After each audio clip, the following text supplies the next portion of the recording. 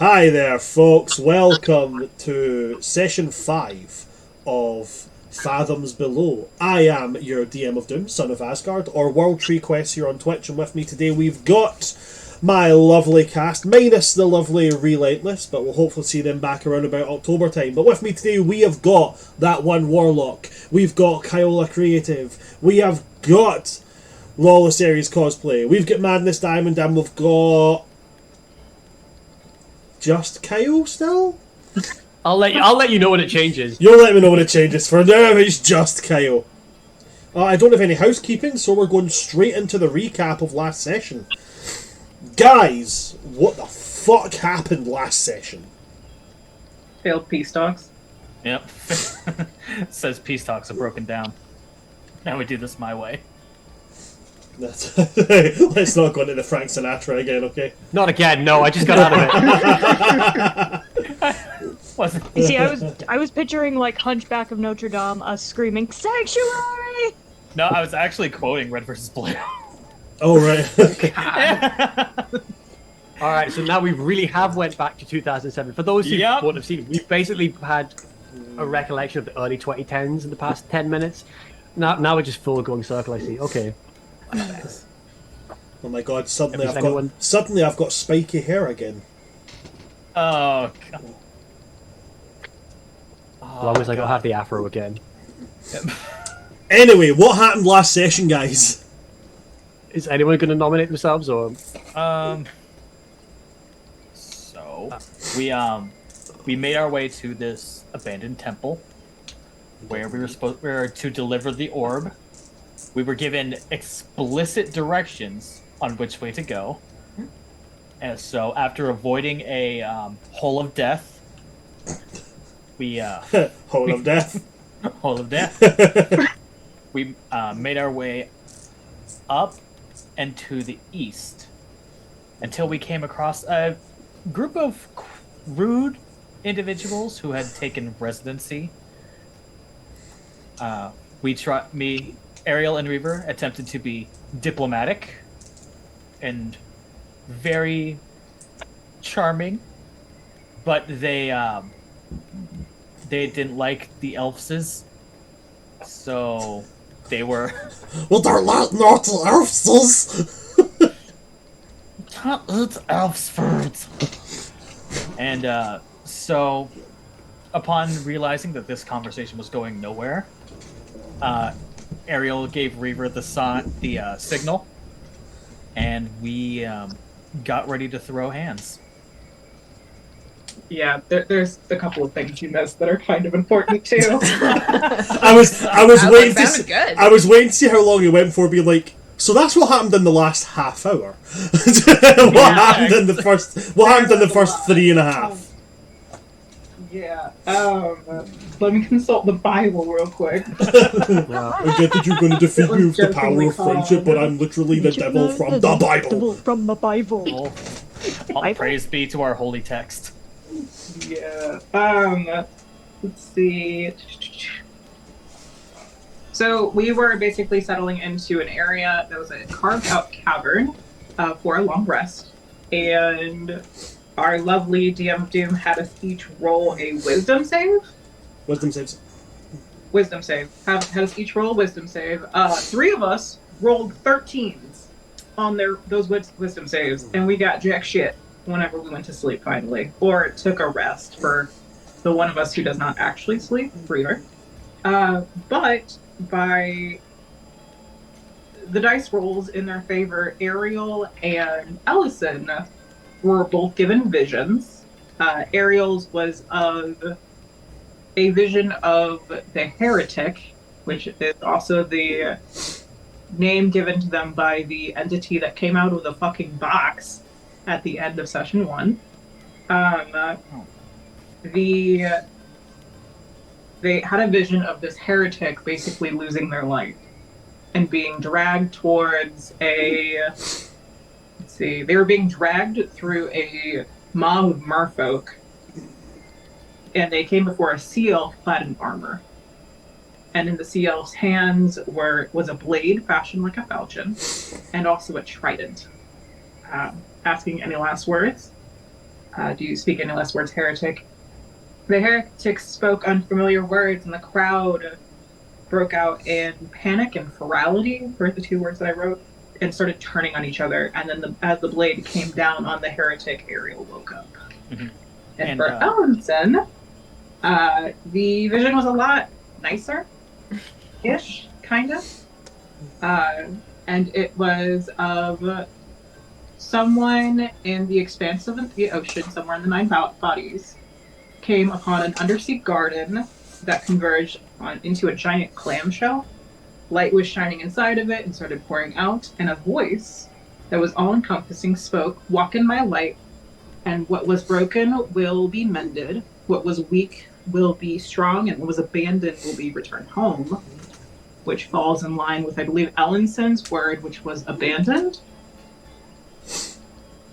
Lost? It was either lost or abandoned. Ellenson was abandoned. Yours was lost. Mine was lost. That's where I was like a little fuzzy. So it falls in line with Ellenson's being abandoned. And upon, I'm guessing the figure from the vision who had deep blue sea elf hands that were covered in deep wounds. They reached towards the light, and then their wounds were healed, and an authoritative voice says, "I will." And then Ellenson wakes up. Reaver healed themselves with basically sharpening everyone's weapons upon everyone else sleeping, and noticed both Ariel and Ellenson wake up from their deep sleeps, and kept an eye on them for a little bit, because pirate cruise ship things. And we basically went through again what we had to aid ourselves in battle, and then it pretty much catches up to the summary that Tom has given us. So, but those are the two main points, is that two of the party members had visions relating to the names that were given to them by the shadowy entity from the box. I actually had that written down too, and I completely forgot it. I'm amazed I took a note that the Bible didn't. Reaver forgot something. Yes, Reaver did forget. I was going to actually see if you wanted to talk about that. No, I'm leaving that one to if people want to keep track of what gets forgotten, that's on them. Yes, Reaver, you failed two wisdom saves technically, didn't you? Because you had. I don't know if I failed them. I said the rolls, and then he said, "Here's what happens." I don't know if they were fails or passes. That's what's concerning. So one of them was a failed wisdom saving throw, and Yep. then with what we discussed, certain wisdom saving throws, depending on the fail or depending on the situation, I will prompt you to roll a D100. Yep. And on the roll of that D100, Something happens. something might happen. Yeah, I rolled a 7. I was like, "I'll be good, right?" Wasn't About good. that. No, on a 7, he forgot. Am I saying it or am I just leaving it? Well, it's fun for the players to remember, and if the audience can remember as well, then good for them. Cool, smashing, then I'll just leave it. He forgot something. Mm. And so, we pick back up with, as I promised, guys, I'm going to need you all to roll initiative. Go. Do I get a surprise attack Okay. for just, as I claim, and just bring down the axe on the one that's meeting us? It's up to you entirely. So, I'm going to say no because they are coming to... Yeah. On the one that... So I'm not going to lie. On the one that was closest to you, I just put that one down as being cleaved in half. And the other... Alright, cool, that's 20 are fine. converging on you. Oh, That's beautiful. completely fine. I just wanted to know, do I need to roll that? Otherwise, I'd be like, okay, there's 21. Yeah. Um... Damn, I was hoping you'd say there's 19 now, and I was like, cool, that's a better number than 20. Nope, never mind. Nope. Okay, so while everybody does that, I'm going to quickly ask, did anybody for their initiative roll higher than 25? Okay, did anybody get between 25 and 20? What did you get? I got a 21. I rolled a 19. 21, okay. On it, that's where all my luck is going. Did anybody get between 20 and 15? What'd you get, Diamond? I got a 19. 19 on the button.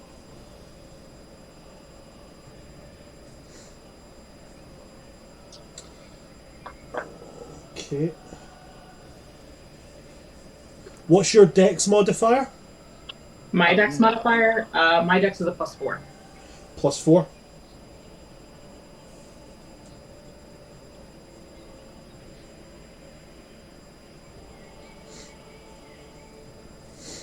Bear with me 2 moments, guys, while I put down the order for everything. Bear with me 2 moments, guys, while I put down the... Did that come from me? No, that came from Tom. No. I don't know why it's doing, but any audio, like on any screen, just comes through my microphone. Comes through me. The DM has become a ventriloquist. I'm impressed.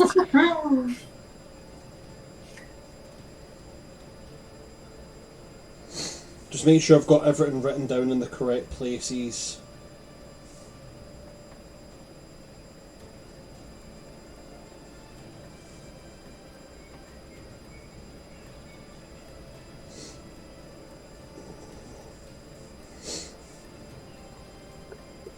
Okay.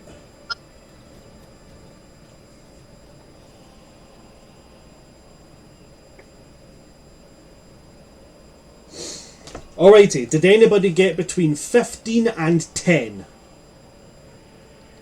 Reaver, what did you get? 13. 13. Nobody else so far? Okay, cool. I just need to double check. Oh, buddies. So you got a This is concerning. Guys. you got a 13, you said there, yeah? Yeah, and I have a 2 on my initiative modifier.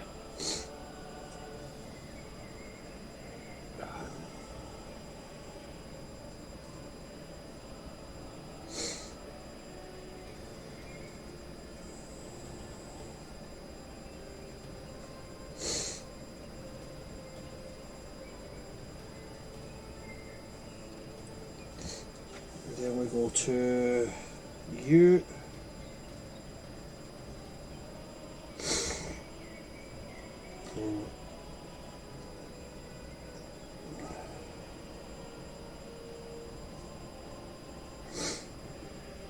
Okie dokie. And did anybody get less than 10? Yeah, yeah. Oh no! Boy.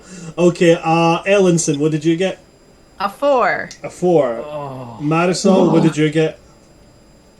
A 7. 7. Okay, working our way down the list here, okay. We're saving the best for last. It's fine. I actually like going later as a healer because it gives people the chance to get hurt that I can help. It's fair. It makes sense. It really does. It does make sense. When I phrase it that way, it sounds terrible, but Not really. You can't triage if there's nothing to triage. yeah, exactly.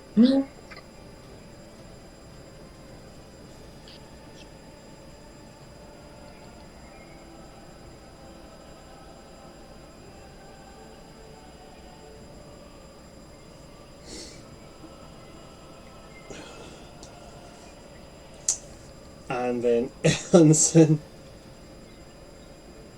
And then last but not least, one lowly Sahuagin. Ironically, the Sahuagin that is titled number 1 Nice. Good. is last in the initiative order. We love that. Okay, Left. so to the top of the initiative order, Ariel. Yes. There is a swarm of these Sahuagin, like scooshing their way towards you. They are all out dashing. So they're closing in quite rapidly. They're about 50 feet away from you right now. 50? Like, The majority of them are armed fairly simply. Spears. Also their teeth, their claws, that kind of thing. However, among them, you would notice there is one wielding a trident with a bit more armour and one of them appears to carry no weapons whatsoever. Okay. About how far is that one that has no weapons? They seem to be in the bulk of the mass, so I'd say imagine them all kind of like coming as one kind of bulk group. You're talking they're all within like a 40-foot space of each other, but they're about 50 feet away. I'd say this particular one, you're probably talking about 65 feet away. Okay, lovely. I'm gonna start off with a good old tried and true, and I'm gonna aim an Eldritch Blast at it. Eldritch Blast! Yes. I don't know why everybody goes from fucking Boston whenever they do Eldritch Blast. Okay, Eldritch Blast, roll to hit. I believe at this level you've still only got one blast. Only one. Roll to hit. Laughing. 11. So you splay out your hand, this blast fires from your hand, but it does go wide. It does not hit, I'm afraid. That's fine. And Ariel just look over to Reaver and just say, well, I tried, but I don't think distance is going to be my friend for much longer. And with my bonus action, I'm going to cast Spiritual Weapon right there with me. And this shimmering golden and like deep purple scythe just appears next to Errol, and he just grabs it. And again looks to Reaver. Ready for some fun? And that it will be. Okay. The first. That will be me. That's you, yep. Alrighty. The first of the Sahuagin clashes into the group, gunning right for you, Reaver. As they clash in, they're going to lob in with that horrible kind of shrill screech that they make, that kind of like... And they reel back their spear and they're going to jab it towards you. Okay. AC 16. They miss with the spear. They also so they jab forward with a spear, but I mean your body is full of little nooks and crannies and such. The spear somehow goes into your body but doesn't actually make any contact. It just passes through the many bits of debris that make up your body. And as they lunge in to go for like a bite attack with these row of serrated gnashing teeth, they just get met with like scrap metal, and the bite does nothing. We then move on from them to Luce. Where am I? The rest of us didn't really get an inkling of where we were when all of this was going on. So as you guys emerge out of the tunnel that brought you here, you're all kind of within this, I say, within like a 15-foot range of each other. Floating in the kind of just outside the mouth of this tunnel that you've been swimming through for the past couple of hours. Ahead of you is this massive chasmic expanse, so large to the point where it's almost like there's an underlayer of silt that creates a division in the water. Like below you there could be a giant sea serpent moving and you wouldn't be able to see it. It is that murky and dark. About 200 feet ahead of you, you've got the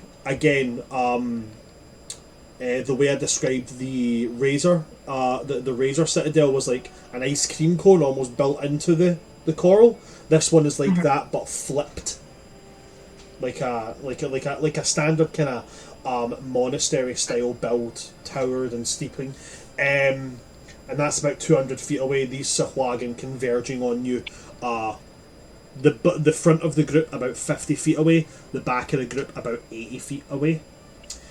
I'd say you can be anywhere within a 15-foot radius of Ariel. You can be as close or as far from.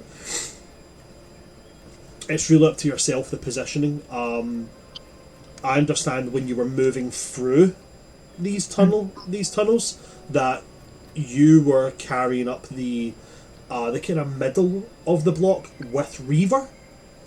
I was above Reaver, and Reaver was leading because Reaver's tooth had the light spell on it and was providing light for everyone. Yes, yes. So me and Reaver would have been pretty much like. So then I'd say you could be easily within 5 feet of Reaver. Okay. Then I am going to go ahead and I will be within 5 feet of Reaver. Because I'm going to use bait and switch. Whenever within 5 feet of a creature on your turn, you can spend 1 superiority die and switch places with that creature, provided you spend at least 5 feet of movement, and that creature is willing and isn't incapacitated. This movement doesn't provoke any opportunity attacks. Roll the superiority die until the start of your next turn. You or the other creature of your choice gains a bonus AC to the number rolled. So I'm going to use that 5 feet of movement and expend a superiority die to then use bait and switch on Reaver. Reaver, are you willing to be switched? I wasn't until I heard I get extra AC, and now I have a dumb plan. Yeah. Yeah, okay. So I'm going to roll my superiority die. I need a d8. You get 5 added to your AC.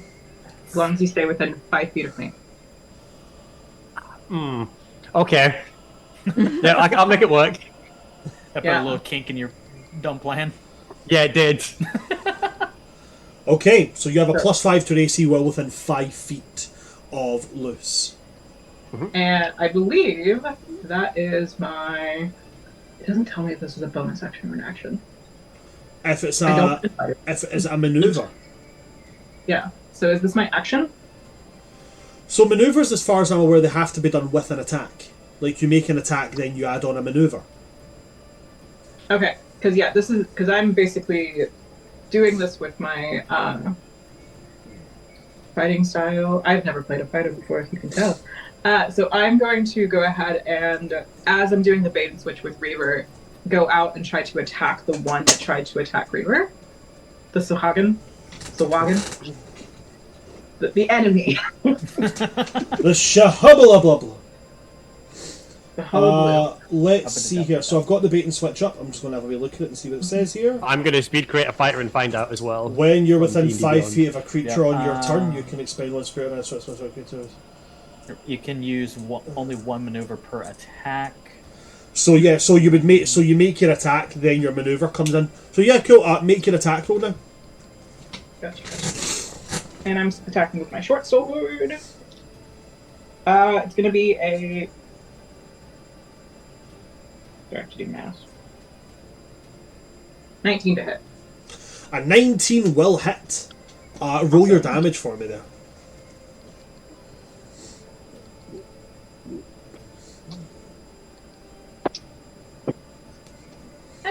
It's going to be 6 points of damage. 6 points of damage. So it's piercing? Yeah, it's piercing damage. Piercing. So this thing is jabbed its spear towards Reaver. It's done no effect. It's then tried to bite. It's caught a bit that's just not at all fleshy enough for its teeth to cause any damage.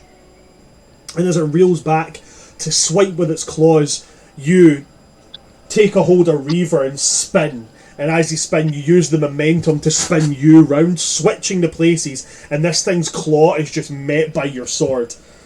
Clash down, gouging open its hand. It screams out as blood wets into the ocean around, and it takes 6 points of damage. Lovely. It's even funnier because Reaver swivels at the hip. Again, making me dance without just any cut. It's like up you go. My favorite thing is how it's actually canon that Reaver does rotate. Just swivels with it. So it's just like. So the D&D Beyond answer for you is it's classified as a special thing, so you just have to do the trigger like a reaction, but it takes nothing else. So for bait and switch, it's just you have to move. That's it. Yeah. Awesome. You don't burn your action, or you don't have to attack. It's just if you fulfill this criteria, do it. So it's just that you need to move, and Gotcha. the person needs to be willing. I still have my reaction for this turn, then, Kurt. So you still have your reaction and I believe technically your bonus action for this turn. I am good. That is the only thing I wanted to do currently. Okay. Actually, because I think the other thing I had that I could have done is... Actually, hold up. Oh my god, screaming, I'm sorry. Oh, E.T. go. You can hear her in the background. Don't worry about it, it's alright.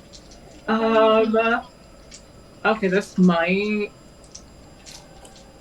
I'm not gonna do that one because I don't want to fuck anybody else's day up. Okay, never mind. I'm gonna hold my reaction just in case. Okay, now we come to the first bulk of Sahuagin that are attacking as the front... I don't mean to interrupt, but I do have to say, I will be right back. I just spilled my drink all over myself. Don't worry, I'll be, it's alright. I will be back. Rest in peace, drink. Yeah. I mean, the drink's fine, but my clothes are soaked. Oh, So... that's not funny, but Okay, so I'm rolling these in batches. So I'll come back to him. So Luce, one coming for you. I'm going to take a pot shot and guess that an 8 doesn't hit. Nope. Right, 8 doesn't hit. Does a 15? No. Okay, never mind. That one's useless. Okay, coming to yourself, Marisol, as it sweeps and Okay. ducks down, coming at you underneath. Does a 7 hit? No. How about... Okay, but a nat 20 for a total of 23? Oh, come on. Fuck. I'm how- the healer. How far away is Marisol from me? Again, you're all within 15 feet of each other, so... I mean, what I mean by that is your total group takes up about a 15-foot spherical space. I can't do anything unless you're close to me. I'm sorry. It's okay. So, It's okay. Go ahead. so they miss with their spear, but they do get you with their bite for a total of 9 piercing damage. Okay, that could be worse. And I will say right now, that's a crit with the max possible roll. So that's the most damage they could have dealt with their bite. So they jut in with a spear and it doesn't get you, but as you kind of tilt to avoid it, they clamp down right on your shoulder. And they do that kind of shark related thing where as soon as they clamp in, they just immediately start thrashing their head around. Alright. Terrible. Hate that. Okay. The next one's coming at you, Ellenson. all right. That's going to be a 21 with the spear. Okay.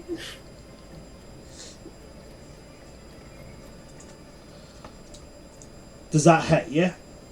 Yes, that will hit. Okay, dokie. So that's going to be a total of 4 piercing damage. All right. And then on the bite, another nat 20. For a total of 6 on that one. 6 piercing damage as you're chomped. I'm just a little guy. I'm just a little one. Gee, I wonder what I'm doing on my turn. Ariel, one barrels through and comes straight for yourself. How's a 9 to hit with a spear? Nope. Nope. I shit you not. I'm showing this to the camera. I shit you not. Come on. Man, That's a nat yeah. a nat 20 there. Yeah, that's and there's two the one that zero. there's the one that I rolled for Ellenson. Wow. That's All right. That's 3 nat 20s in a row that have all been bites. They've all been bite attacks. We need to leave. That's going to be 8 piercing damage on you, Ariel. okay. That's fine. Okay, 1, 2, 3, 4. Right. Reaver, second one coming in on yourself. Cool. AC is now That's- 21. That's definitely not. I was about to say it's definitely not hitting with a +5 to your AC. And with its bite attack. Yo, hit that Natural nat 20. No, that's a 4. Aw, boo. So that's a total of 7 to hit on you with that one. All right. We acknowledge it, so now the magic's gone. Yeah. Okay, after that, loose, a second one comes in on yourself. That's going to be a total of a 10 on the spear, which is not going to hit. And it's going to be a 10 again on the bite, which is not going to come in for a hit on you. Marisol, a second one comes in to group up on you. See, now they're starting to do shit because they've had 3 nat 20s in a row. 9 to hit with the spear, doesn't hit. Coming in, fucking hell, man. Coming in with a 10 on the bite attack. These are the numbers we like. Ellenson, second one comes in to attack yourself. Okay, right, okay. So that's a dirty 20 with the spear. Come on. Yeah, that hits. That's a total of 2 damage. As it juts forward and manages to just nick like at your hip with the spear. It reels God damn it. It reels back to try and put in a chomp. How is a 14? That'll miss. 14 misses. Alrighty. And then last and most certainly not least, Ariel coming into you with the fight. A second one that creeps up on you.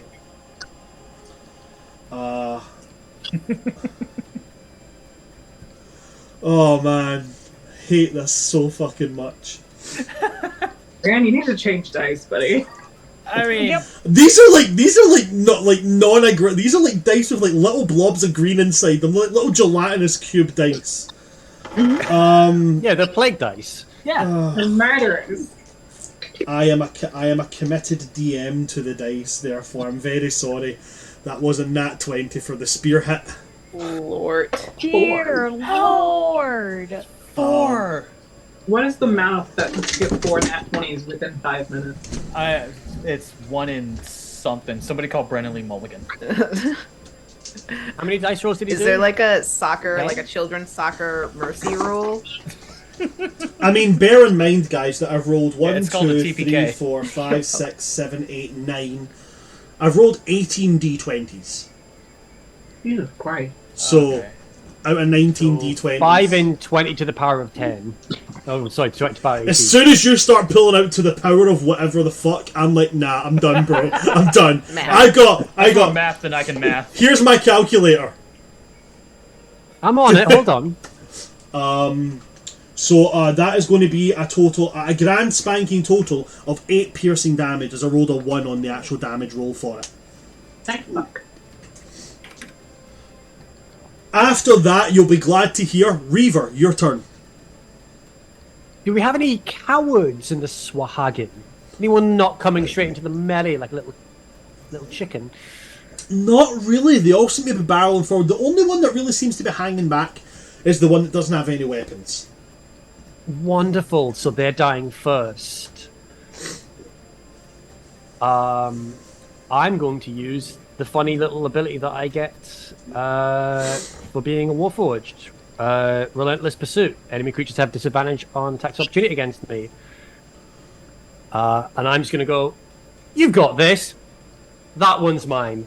And the big one's mine too. You can have the rest. And I'm just going to charge through them. I don't care if they try and hit me. Okay, so charging... Right, so they won't. They won't. So the two that are on you will get their attacks of opportunity. Yep. The first one's going to miss with a 13. Yep. Second one's going to miss with a 5. Cool. But now, as you leave that 5 foot space, you no longer have that +5, so you're back to an AC of 16. That's why I've got the disadvantage. Only I would not be doing this without it. Only one of the Sahuagin there will get it's not going to hit with a 10. Cool. Yeah, you're now directly within the space of the largest of these Sahuagin, as well as one of the smaller ones, but they have no weapons in their hand. Oh, so I'm beside the two ones that I want to be beside, the big guy in armor with his trident and the magic boy, is my guess. Yeah, they were both beside each other. Excellent. Kill the weak first. Weak, I assume I'm just going to carve into the one without any weapon that I can see. Okay. Roll to hit. So that's a nat 20. Hey, finally one on our side. So Balance. please die. Yeah. Can I have a DC 13 con save for Tooth if they don't immediately die? DC 13 I don't con know how- save. Yeah. It's a total of 6, so that's going to be a fail. Okay, so they're going to bleed. So Tooth is a +1 battle axe. They take 1d4 bleed, repeat each turn to save or continue to bleed. Okay, so +1 battle axe, so that is going to be a total. What's your strength modifier? 1 second. It is going to be +3 to strength, so the battle axe's damage is 1d10 because I don't have level 4 yet, +4. I'm also going to be a little cheeky with this and put a little divine smite in there. So you're swinging with this battle axe two-handed. Yeah, I don't have a shield and I don't have the other thing yet. So 1d10. So 1d10 +4 makes a total of 14. The bleed that is affected with the Constitution saving throw is going to be affected by that. So that first bleed is also going to be an additional 4 on there. So that's 18 damage 18. minimum. Now I need you to roll your d4 and your d10 and add that on to the first hit. Okay.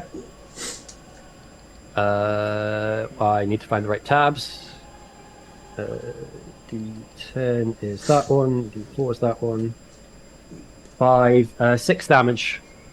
Added on, so that's 24. 24 damage. Yep. I have also used Divine Smite.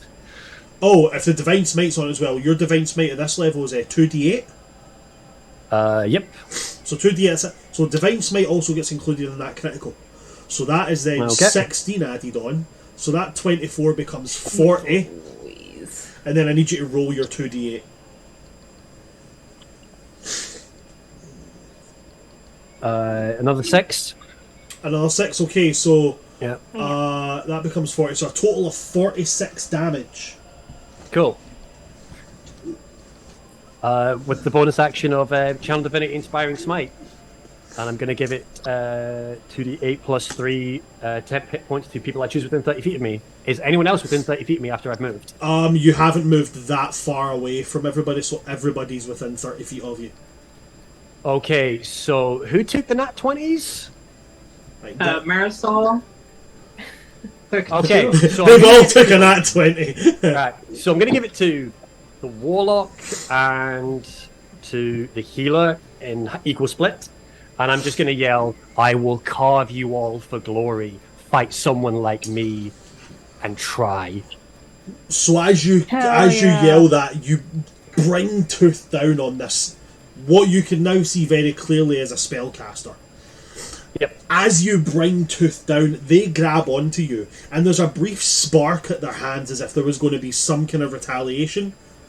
Until they realise that their bottom half split from just at the collarbone down to the opposite hip is sinking down away from them.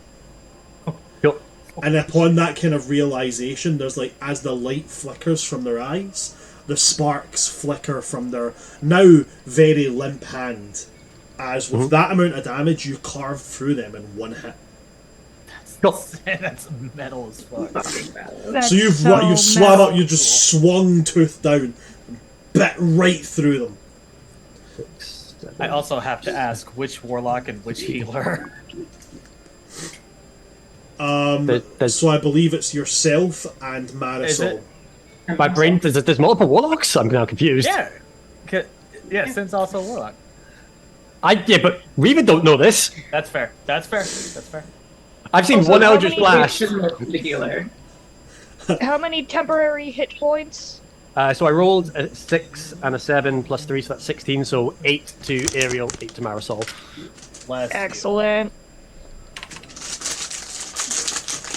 And I have just burned a lot of stuff, and hopefully I have painted a massive target on my head.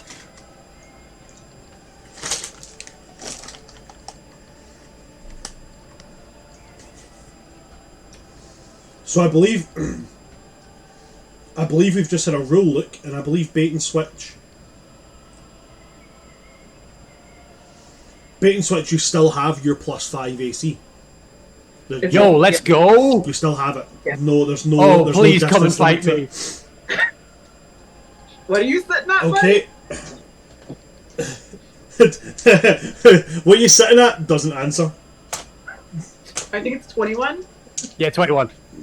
Okay. 21 AC, max health, and I just carved through someone into bits. Alrighty. So Glasgow Reaver, chant's coming. as you do that, Reaver. Oh, are you fucking kidding me? I swear to God. Nat No, 20? no. Only one of them succeeded. Only one of them. No, it doesn't. It doesn't. 21 AC, right?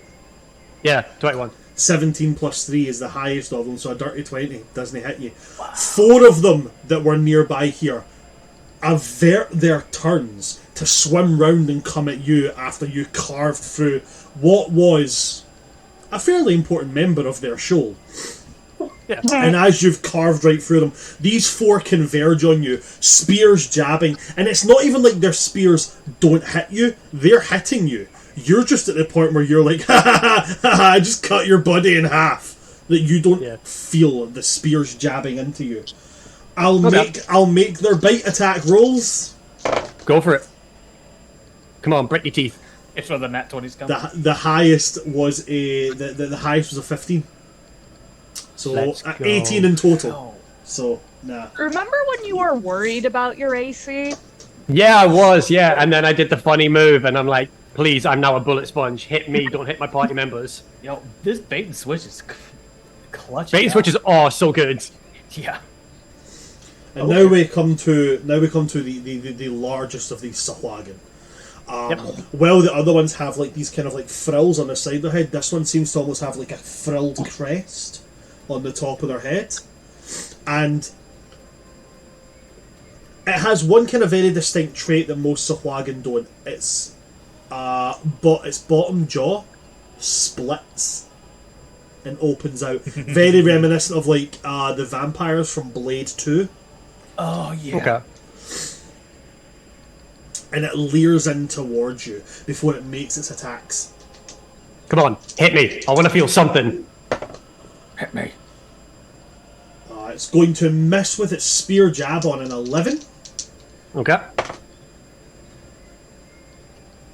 Its claw is just going to get you with a total of 22. Yo, hit me. Let me feel that damage. For a total of 9 slashing damage. And then it is going to reel its head back and again come in for that chomp. Ooh, multi-attack, nice. Okay, that's going to be the next target. No, it's not going to hit with that coming in at only a 19 to hit. Does not hit you, Reaver.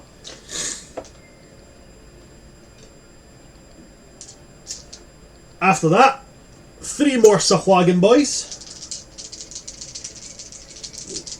Oh wait, no, sorry. No. I'm incorrect. After that, Marisol. Cool. All right, so. Hey, buddy. Hey, buddy. I think that Ellenson, who I was told to protect, and I'm so glad that I was, could do very well with a little bit of curing some wounds here.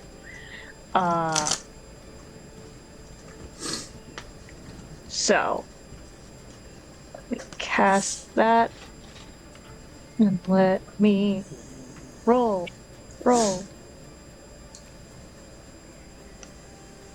Pretty good. You're gonna get 11 hit points back. Okay. Yeah. Let's go. Yeah, and then as a bonus action, I believe I can cast Spiritual Weapon. Yes. So yes, you can cast Spiritual Weapon as a bonus action, and you can make the initial first attack with it as part of the casting of it. Oh. Hell yeah. So this group that was descending upon us, I will do my lovely little cast for that. That is going to be 17. Does hit? 17 to hit on the one kind of like within your immediate distance. Yeah. Okay. What does your spiritual weapon look like?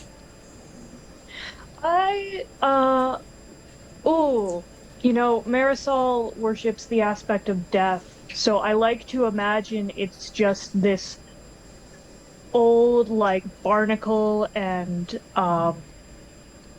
like, kelp-covered scythe that's just rusty on the blade.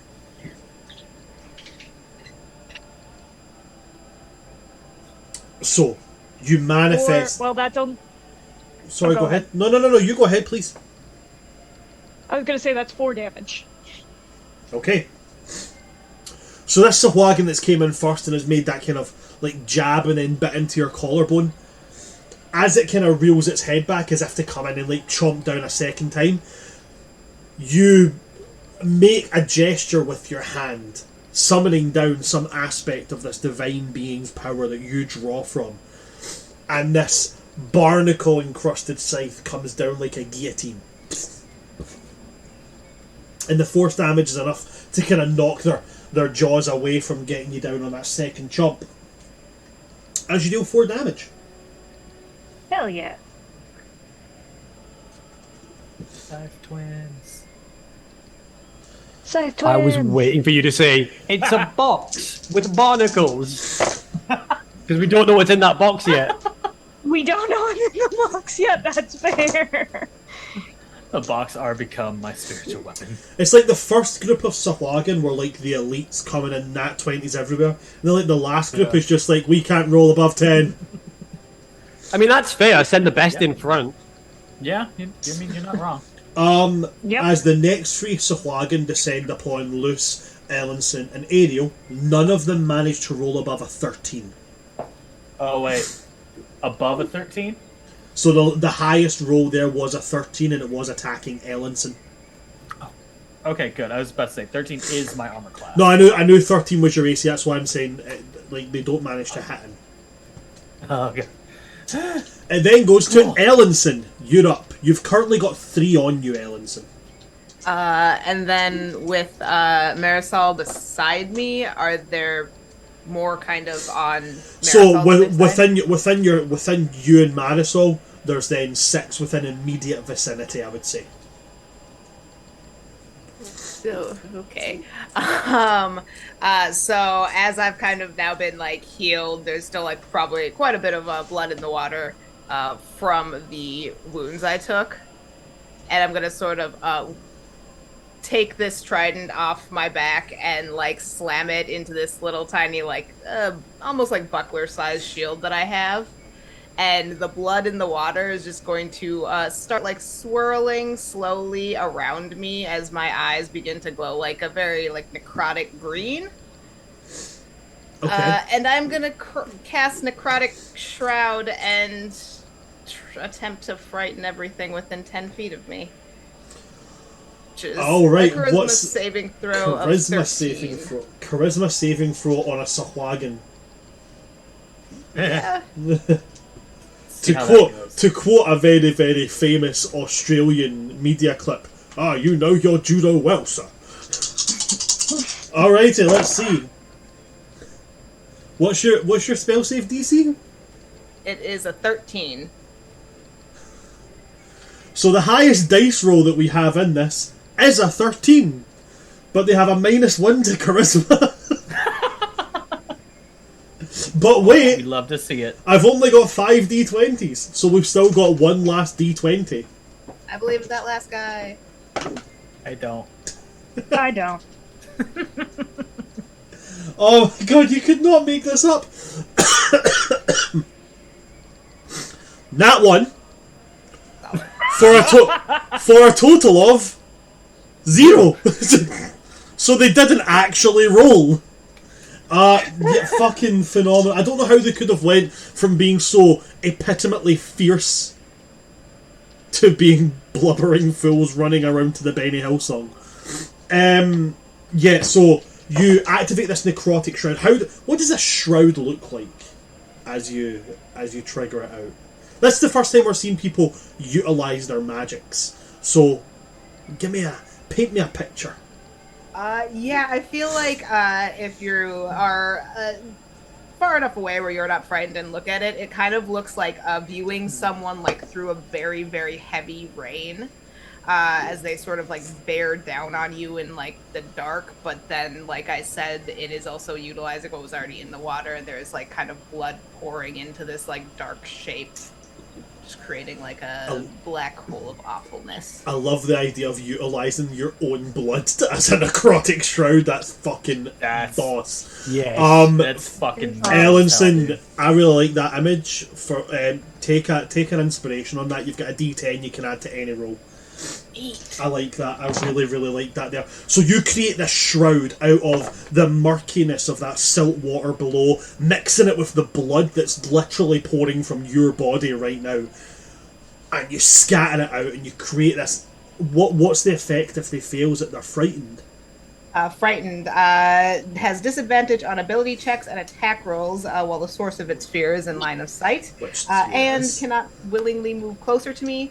I also don't think it doesn't not include people on my own team in roles.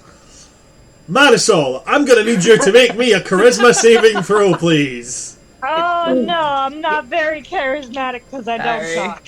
It says causing all within 10 feet, so... No, I understand. See, what is my charisma saving? Okay. Stay on the thing. I am also scared. Yeah, That was a 4. I am very terrified as I rise up next to you with a trident and my own blood flowing back into myself. Yeah, I was about to say, you just made a fucking, like, rain with your own blood. This is fucking terrifying. I thought you were speaking in character there, just going, I am very terrifying. Hey guys. They just mimic with minor illusion. Nope, I'm out, and just start to swim away. It's just. So after that, Ellenson, we have one last little Sahuagin, who, because of the order of this, is just piling onto Reaver again. Reaver is currently surrounded by a big guy and 5 Sahuagin. No, they're rolling high, but the ones that are rolling high are hitting Reaver, and it's just not enough. That's a 17 on the die, which makes a dirty 20, which means they need to roll an 18 up to hit him. Don't worry, it goes away next turn. I need to think of next turn. Oh. And of course the bite does not hit either. Fuck me, man. Reaver's got like 9 of them piling on top of him, and he's just like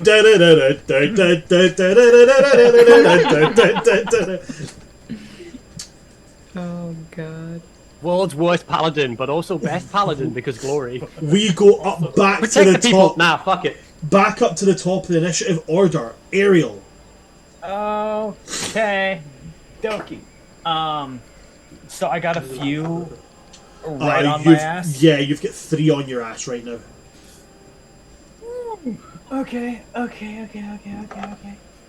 Well, not much I can do with about the 3 on me. I can at least do something about one of them. So I'm going to use my bonus action to... Oh god, hold on. I'm going to hit one with my spiritual weapon. The one that the one that bit me, the one that hit me with the nat 20, I'm going right for his ass. Okay, so that's only a bonus action, so you'll still have your full action after this. Yes, correct. So And just to remind you, it does not count as a spell cast because the spell is maintained at this point. So making the attack still means that you can still cast a spell. oh yeah. Alrighty. Roll to hit with your spiritual weapon. Love that. 25. 25 is definitely going to hit as you bring down this gold and purple scythe onto this enemy. 8. That's awesome. Okay, plus my modifier. So 11 points of damage. 11 points of damage. And with that, I'm just like bashing into the back of its neck and following through with a spin. And from the handle of it, I'm just gonna fire an Eldritch Blast at one of the ones that's on Reaver at the moment. Alright, so you bring this scythe down, swatting on the back of this thing's head, and then you twirl, and almost like an over-the-shoulder, like almost like bazooka style, launch an Eldritch Blast.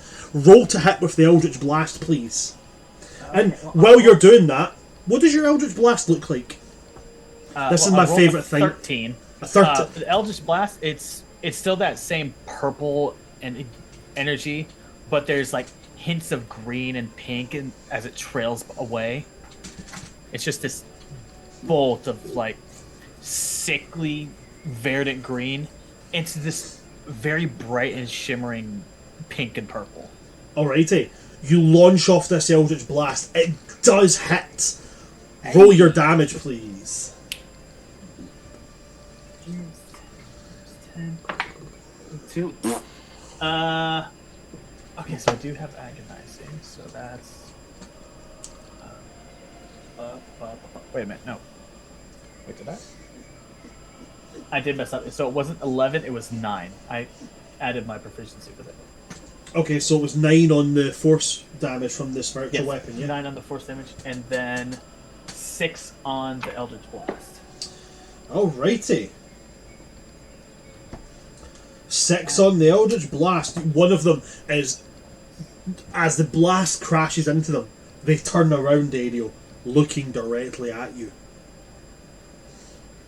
There's just these bits of blood just kind of trickling out from the mouth. Okay. And its whole body shifts around as it prepares to now come at you.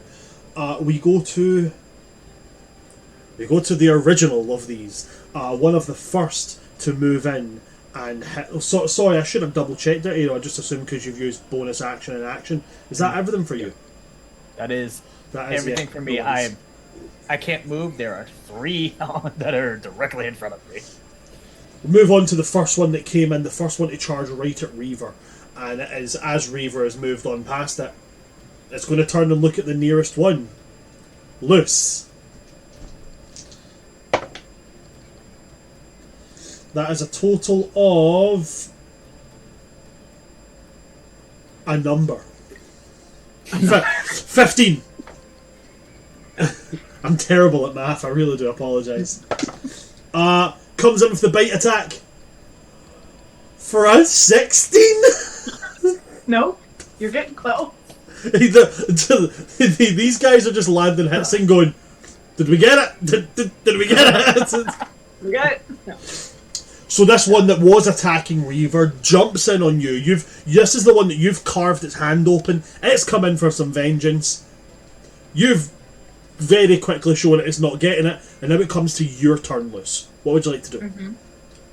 Okay, so Reaver does lose bait and switch, the bonus of that. Yep. Reaver's back to 16 now. He's about to get piled on. I got plans. Brings me to my next question. Do I just have that one on me that I know of at this point? So there's 3 on you, There's 3 on me. and now the one that was attacking Reaver has turned on you as well. So now you have a total of 4 piled onto you. Do I have the big boy's attention, or is that on Reaver? That's on Reaver. That's on Reaver. I don't want his attention. I don't want his. But since I do have 4 on me, the others are 15 feet away from me, correct? And they're behind me. So the others are they're within. So you guys all are within a 15-foot space of each other. So okay. I believe with Reaver coming in the front and then you coming up there, I believe the closest to you would be Marisol and Ellenson, with Ariel probably being furthest away. Okay. So there's probably about 10 foot of distance between you and Ariel, as you guys are at the furthest extents of this 15-foot sphere you guys form. So it's kind of like if the sphere is a clock, and Luce is at the 12, Ariel would be at the 6, and yes. Sin is at everyone else is 3 or 9. Yeah. Okay. Cool. And Reaver's fucked off entirely. Reaver's about 30 feet ahead of you guys, just like, yeah, fuck it, ah! Alright. Then I'm gonna do. I think I'm gonna go ahead and make an attack on the one that just attacked me. Okay. I would like to.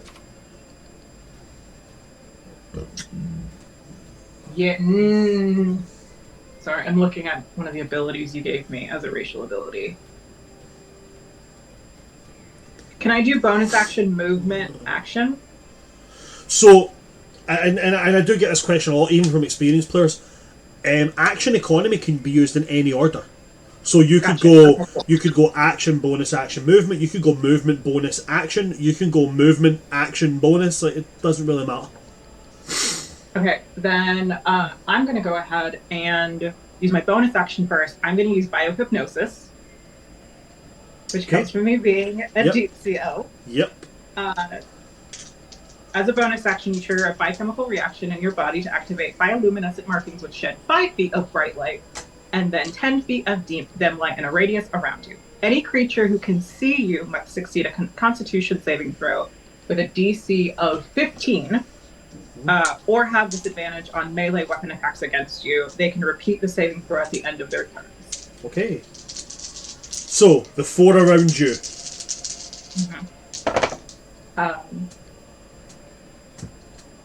So what everyone would see is that Luce, who's usually a very darker toned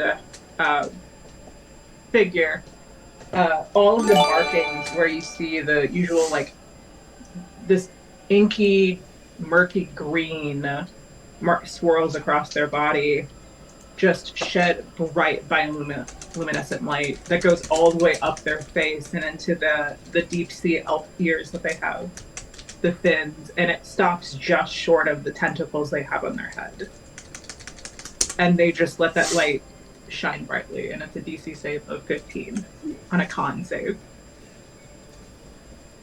So, the 4 around you, only one of them manages to pierce their eyes through this light display that you make, as these patterns and spots and almost like calico style markings sheen up over your body, glowing this glittering aurora of colours. 3 of them fail. But it's not just them that have to roll it, because it's any who can see you. Yep. And I didn't know if the others were facing towards me or away, depending on how you had it positioned with. So the way I have it positioned, the other ones that will see you will be the 6 around Ellenson and Marisol.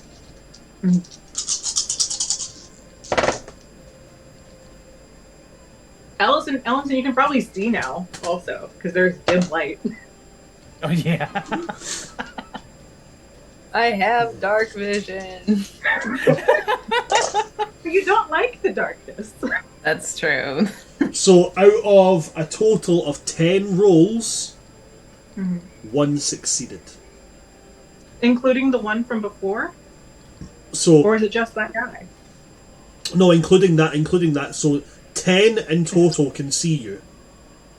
Of the 10 rolled, only 1 succeeded. Well, all of those now have disadvantage on melee weapon attacks against me. And because of that, I'm gonna go ahead and I didn't expect it to work, but I'm okay with this now. I'm gonna go ahead and use some of my movement because we're thinking of this in 360. I would use my movement. Does it still count if I try to like swim over an arc? So I don't want to just turn around. I want to basically like see if I can prompt. I want to basically be a moving distraction since these creatures now are aware of me. Mm-hmm. I want to take their attention off of Marisol and Ellenson and put it on me. So I want to be overhead, basically. Okay, so to do that, you would have to move out of the attack range of 2 of yours, and you could put yourself into the immediate attack range of 3 of theirs, which would then convert essentially the number on you from 4 to 5. If you wanted to get all of their attention, you would be moving completely away from your group of 4 and moving into their group of 6.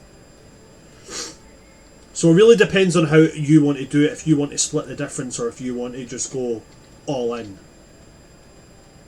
I think I want to go ahead and go all out. I want to be within 5 feet of Marisol. Okay. So 2 of them have already used... Oh, wait, no. New round. So they have their reactions. So the 4 are going to make their reactions opportunity attacks on you. And then also because I am moving, I'm going to expend another superiority dice and use evasive footwork. And when you move, you can expend 1 superiority die, rolling the die and adding that number to your AC until I stop moving. Okay, cool, go for it. Try and hit us. Let's go. We might not out-damage them, but we'll certainly outmaneuver them. Pretty much. How else are we to fight 20 of them? Yeah. I just added, so I rolled my superiority die, which is a D8. I now have +7 to my AC of 17. Oh my god. This I is like believe my AC is now 24. this is like when you pair like a blade singer wizard with a College of Swords bard. You're just like, I've only got 1 weapon in my hand, so I get to get +2 to my AC. I'm also a blade singer, so I add my intelligence to my AC. Oh, and I'm a bard, and I hit something with my sword, so I'm just going to casually add my charisma to my AC. I'm wearing no armor, but I've got an AC of 29. And since my maneuvers work with actions, it's basically being that I use my bonus action for biohypnosis. I use my movement to then put myself within range of being basically damage sponge for Marisol, and then evasive footwork with my movement, and then I'm gonna prompt those attacks from people. Yep. So first one is rolled both of theirs. Highest they got was a 15, which is not a 24. Do you know what? I'm not going to roll them because even on a nat 20, they can't hit you. You said your total AC during movement was 24. Yeah, and I'm gonna keep my movement. I'm not going to stay with them. I'm basically just moving to get into position with them to draw attention away. I want their attention on me. Okay. Is my entire thing. And continuing my movement, because I want to basically use all 30 feet of my swim speed throughout this turn. Is I would like to basically attack whichever one is nearest me at this point. Okay. When I am... so whoever hit me last. Okay, so whoever hit you last would be one of the ones you're moving away from. Mm-hmm. So if you're wanting to make your attack against them, roll to hit. It's going to be a 17 to hit. 17 is going to hit. Roll your damage, please. Okay. 1d6 4. That's not fun. 7. 7 damage. 7 piercing damage. 7 piercing damage, alright. So as you vault over, coming in this full, really, really graceful arc, you swing this short sword down, carved deep into the chest of one of these Sahuagin. As you land among them and you use your movement speed, are you using your movement speed to like, almost like loop around these to trigger the... Right, okay, cool, I thought that was what was happening. So, I want them to use their reaction on me, is basically what I'm attempting to do. Since we're in a 15-foot space and I have 30 feet of swim speed movement, and this is like a 360 nonsense, I want to be the center of attention while I'm shedding this dim light. they physically cannot hit you. If your AC is 24, the highest they can possibly roll is a 23. And as I said in our session 0, I don't play automatic success.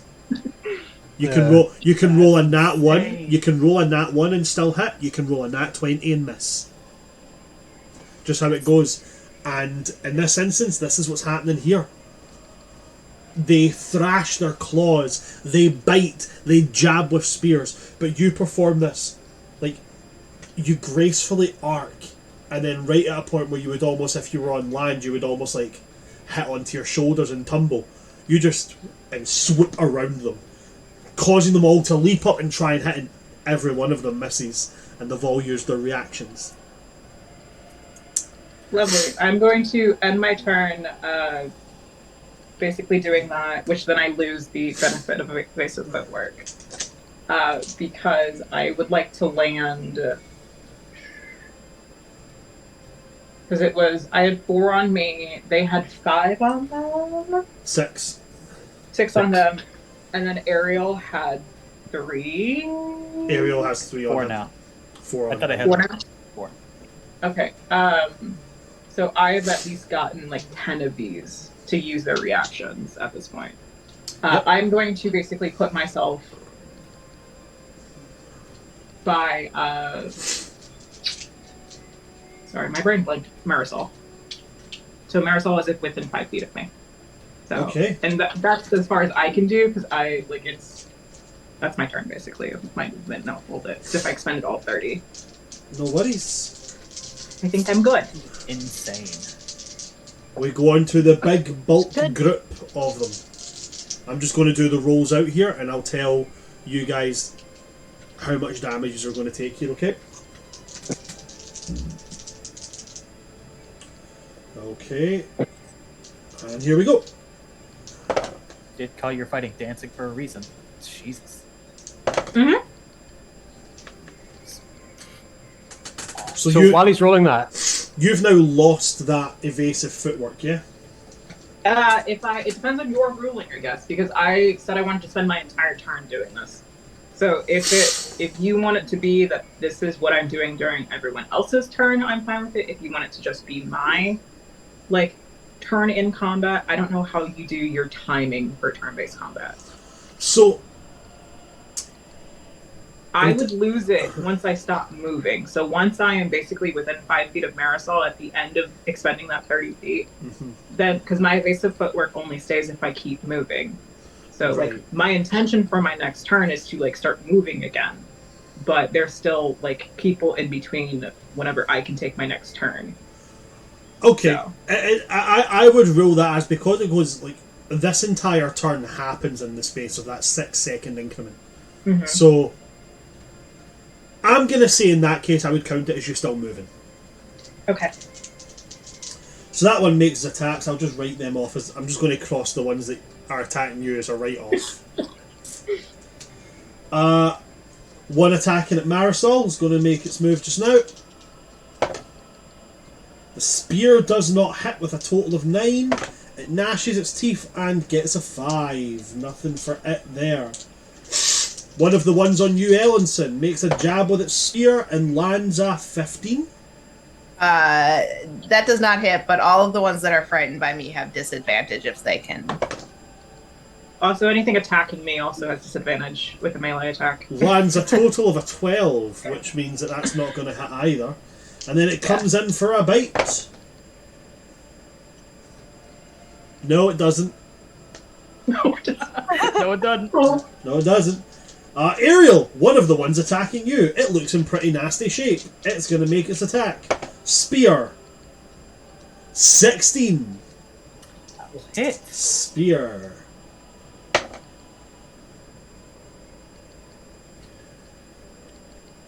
Take 2 piercing damage as it rolls a 1. Thanks for them 10 hit points. Yeah, I might need it in a second. I'm not going to lie. Thinking about my situation, I'm like, maybe give that to the wrong people. Its bite was a 10, so that does not succeed. One of the ones attacking Reaver.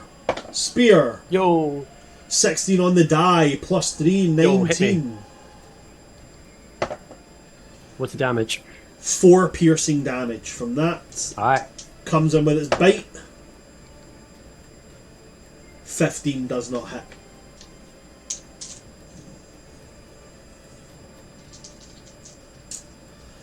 Next one is one of the ones attacking loose, so automatically fails. Marisol. Nope. Moving on to Ellenson with disadvantage. Yeep. Fuck off. It's bite attack with disadvantage. That's 2 nat ones. Bless him. I don't know about you guys, but this is the best first combat I've ever had in my entire life. Ariel, This one is of the ones so attacking iconic. you. It's a fucking 8 to hit. And it bites for a dirty 20. That'll hit. Oh. I'm fine. I'll do I it. dropped a d4. 3 piercing damage. Okay. It's only taken me 12 dice rolls to finally land a fucking hit. And it got 3 damage. Sahuagin. Whoever told me that Sahuagin were dangerous prey? I've thrown 20 at a level 3 party and they're just like, yeah, well, sometimes we get hit. Yeah, but that's Sometimes. about to change. Hold on. Actually, that's about to become a big problem for us. We've burned a lot. Goes to the last one of that bulk group. Hitting Reaver. I forgot there's like 6 around me. This is going to be...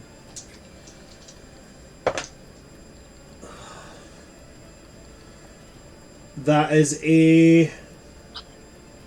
So the spear is going to hit you. That's a 17 to hit. Cool. The bite misses, however. So that is That's going fine. to be a 5 piercing damage. Okay. After that, it goes to your turn, Reaver. So, how are you with asking the party questions in the middle of combat, like breaking that moment? I want to hear. Depending on It's up to you. depending on the question, will prompt an ability check. Depending on the ability check, will prompt. No, I think the players, not the party members. Because I got 3 options in my head, and I want to see what the party think. Or are you talking about like discussing out of character? Yes. The party can see you, therefore I don't consider it as metagaming. Okay. I got 3 options. Yeah. The smart option, Oh no. Absolutely not. the dumb option, Maybe. and the very dumb option. I Oh, mean, boy. Well, What's the violence difference between the dumb option and a very dumb option? yes. One is a one-on-one challenge, and the other is cheating them into the challenge. And if I cheat them into the challenge and fail, I'm screwed. I mean, cheating them would be funny. What's the Because I smart- can word... So, the 3 is dodge, because there's 6 of them. Second one, intimidate, because I just nat 20 the cleric and go, hey, fight me, gain your honor back. And the really dumb way is I'm going to use the command spell to force him to fight me on a one-on-one. But that can fail. I mean, yeah, there's that chance it could fail. Yeah. I also have 13 health. Not looking great. I, Bucket we ball. I'm a player, not a DM for once. I mean, what? Yeah. What would Reaver do? Yeah, bucket we Reaver ball. would do. Cool. Reaver would do the last one. Yeah. Cool. Yeah. Alright. So, do I know anything about Sahuagin? From like talking with Luce and that lot in general. I mean, Sahuagin also attack the surface, so yeah. Oh, so do I know, are they like prideful? Are they like honor-based system? Anything? They're like very, very similar to Carcharodines. When it comes to how they view themselves, might is right, power. They do, in fact, have a great sense of pride in their martial prowess. However, the one thing they don't have that Carcharodines have shown to have is brains. Okay. So, yeah, then I'm just going to look at Big, Bad, and Ugly and just say, none of them are worth fighting me. You scratch me. I challenge you one-on-one. Do you accept? As I point to him and cast command. What's the same from that? Charisma? Wisdom 12. It's Wisdom. shit, because I'm a hitter. I burn a spell slot for this. Are we fucked? He might accept anyway, but the command means he has to accept if he fails. You're not. You're not fucked. 11 in total. Yo, let's go! He has to accept my challenge. This haze falls over this thing's eyes. And in a voice like wet gravel falling over something, goes, I accept. Alright. And you two square off for a one-on-one duel. Okay. I will take my step back. So I assume they're not going to opportunity attack to give space. We'll see. We'll see. So I'm going to just start swimming back, like setting out an area. Is that the end of your turn? The last thing I'll do is bonus action, charge Wrathful Smite onto Tooth. Okay, Wrathful Smite on Tooth. The blade glows and glimmers in this red light. Yep. After that, it goes to the four Sahuagin that were currently piling onto you.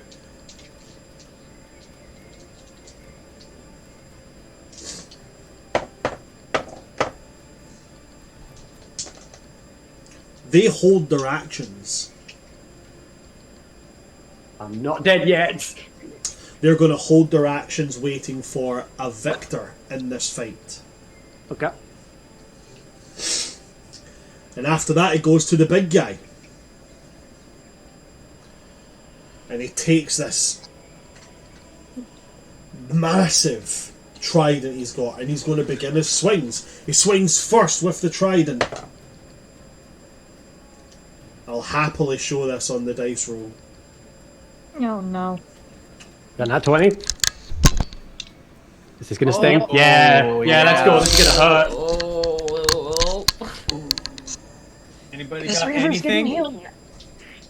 No. I'm too far to do shit. Swings it around, and he brings it down onto you.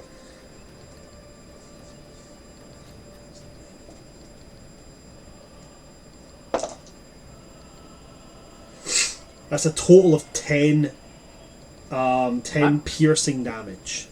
Fine. Con save for Wrathful Smite. Pass with a 14. Yep, that's more than enough. He then gets a claw attack,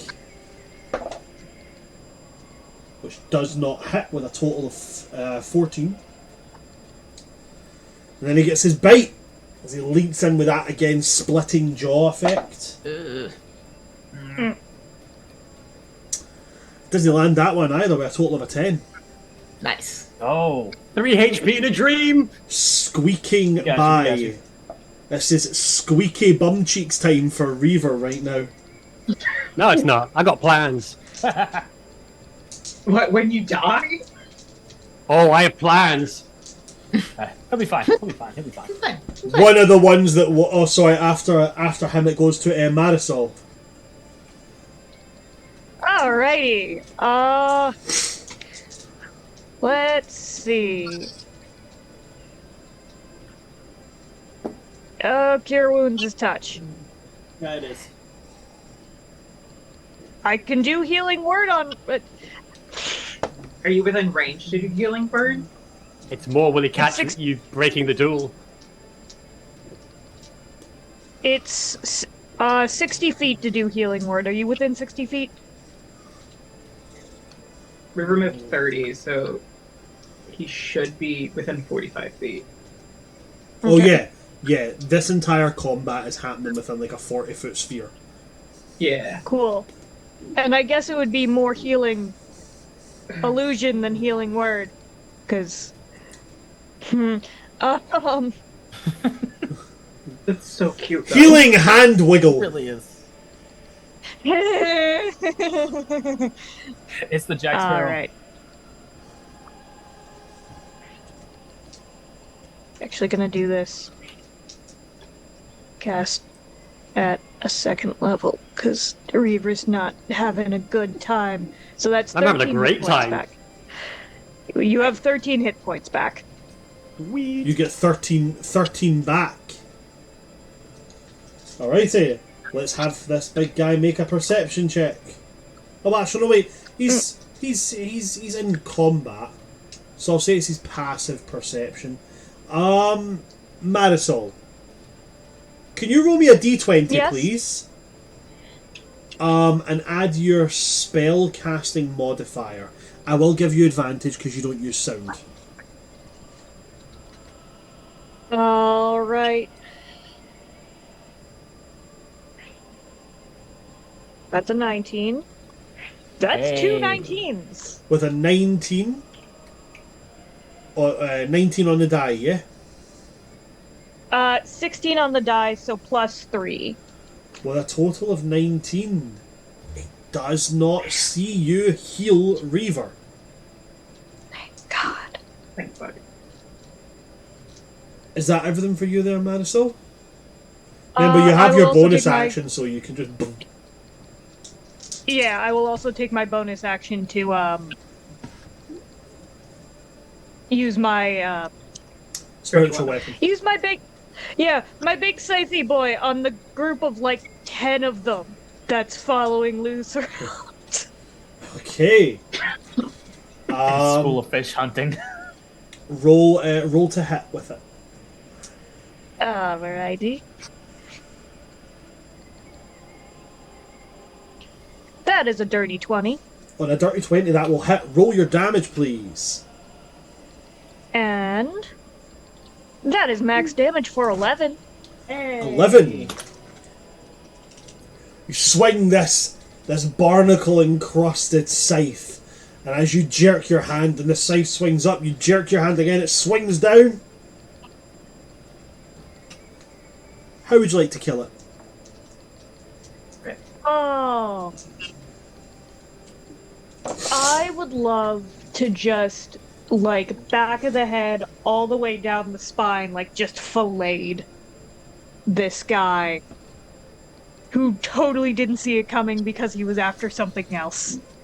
Oh, that's so cool. The scythe swings down and carves this thing, opens up his back like an envelope, and he starts to float face down in the water, just hung there, suspended oddly. You still have your that's your bonus action. You've used your action? You have. My action was the healing Yeah. word. Anything else for you then, Marisol? I might want to start getting closer to Reaver. Okay, if you want to move Just- closer, that's fine, but you will prompt at least 2 attacks of opportunity. From the ones No, I... are they from the ones that are still with Ariel? No, these would be from the ones that were surrounding Marisol and Elsa. They already used their reaction. They don't have a Oh! reactions, they got burned. They've already used their reactions. You can move closer to Reaver if you They want. all, which is why I was asking them, like, because I know there were 3 on Ariel, so I didn't know if they would have an opportunity to attack on Marisol. No. Yes, so I am going to move closer to sort of the outside, looking into whatever the hell is about to happen. If I can see it, I'm just going to say, just watch, don't intervene. Because I've seen the others have chilled, so I'm like, if they see her, so if they see them come in, then problems. Okay. Is that everything for you there, Marisol? Yes, I believe so. Okay. One on loose. Oh look, it missed. It'll bite. Oh no, it missed.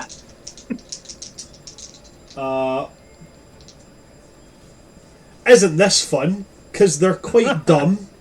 So as Marisol is going to move closer, the one attacking them of this little group would move towards it. And that means that Luce and Ellenson would both get attacks of opportunity. Fuck yes. Okay. 17 to hit? Ellenson, that will hit. Okay. 11 points of piercing damage as I poke out with the trident. Alrighty. 24 to hit. 24 will hit. 9 points of piercing damage. As loose, I would like to basically kneecap them in the back with my short sword. Okay, Luce, you swipe down at their kneecaps and you slit, and as the blood leaches from underneath where you've cut through those tendons that make the legs work. How do you want to kill it? I would like it to basically fall in my sword. Backwards.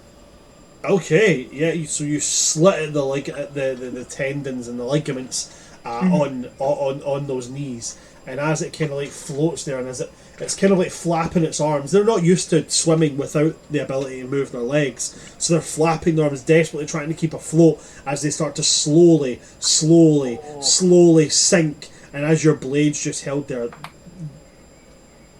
gravity just does the work very slowly.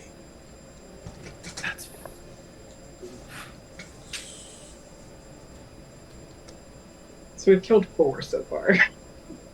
16 to go. 5. I did deem give him some health for Reaver. Oh. Oh. Oh, let's have a look. Yeah, we got some good things here. Yeah, so I don't know if I'm going to have to do the funny move that Rec won't get to do. What, when you almost die? No, when you do die but refuse to die and then die later. So this is my fault. So I'm going to let it go. This one's. Players can't use that on themselves. Players can't use it on themselves. Players can't use it on their party. But I never made that clear to you guys, so I'll allow it this time. Reaver, yeah. It's 4d4 plus 4 healing that you get. Oh, okay. Hey. Loophole. Loophole. Aha! The loophole! Objection. 10, 14. 40, so you get 14 hit points back. Yeah, Objection! I have 30 out of 30. Nuh-uh. Let's go. What the fuck you mean, nuh-uh? No. I've also just noticed as well, I did see it when it was happening, but Luce was having a moment. So, Dice Goblin Black Cat gifted 5 subs. Thank you so much. Aww. We love it. Let it be known they are the person that made my aerial dice. And they Yo, are let's go. Absolute wonderful, Beautiful person dice. and enjoy to be Beautiful around. dice. So that an absolute gem. I nominate this duel for the Black Cat.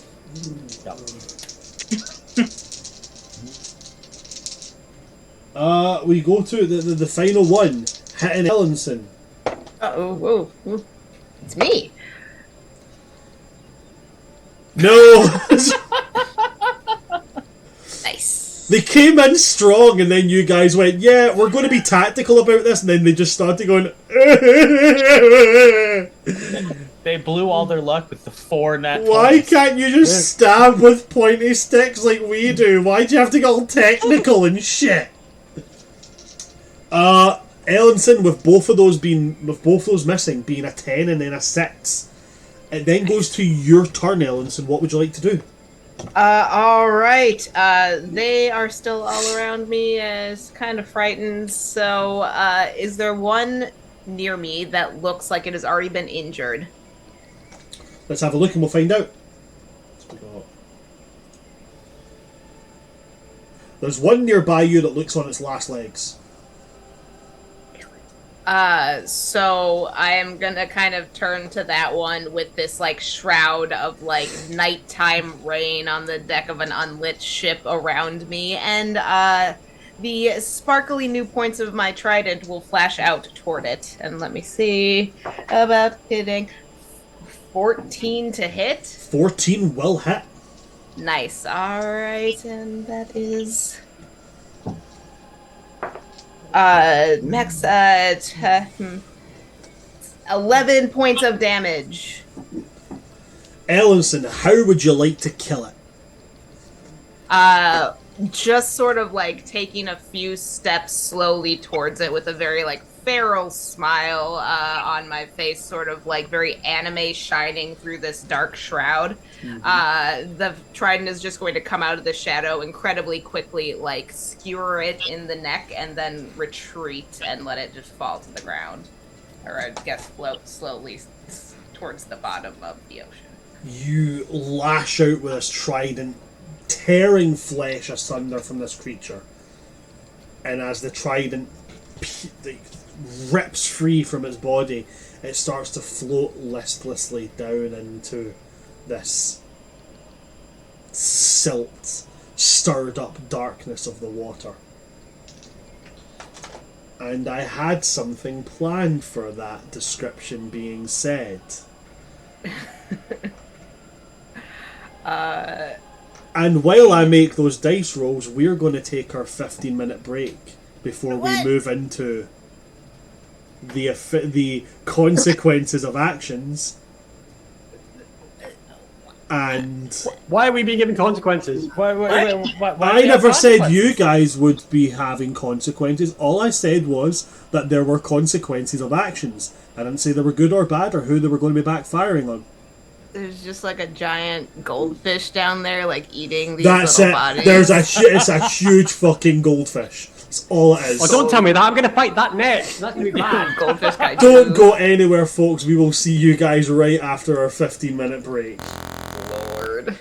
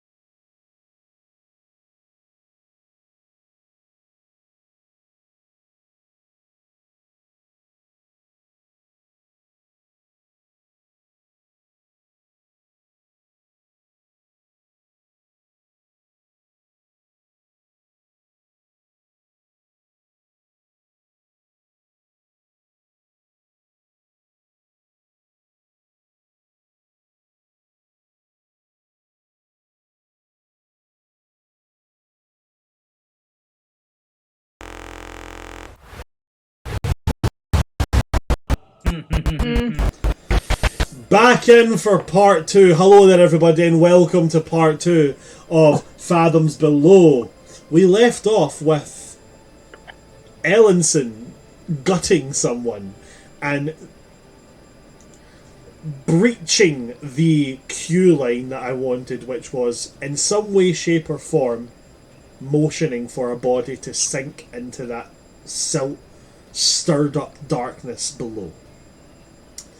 And when they voiced it, so I do this quite often where I have little cues of if they do this certain thing or if they allow this certain thing to happen, it will trigger this.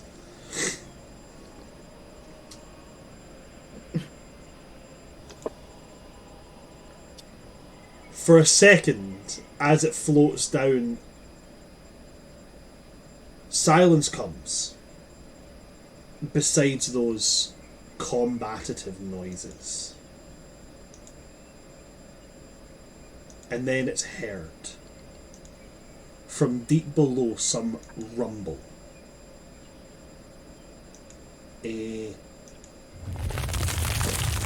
cracking almost as you hear distant clutches of coral shift and fall. I'm going to take a random roll of the numbers that are left and see what gets grabbed. Anybody else really scared? Yeah. 2, 3, 4, 5, 6, 7, 8, 9, 10, 11, 12, 13. Alrighty. Our favorite number. Slow down the table.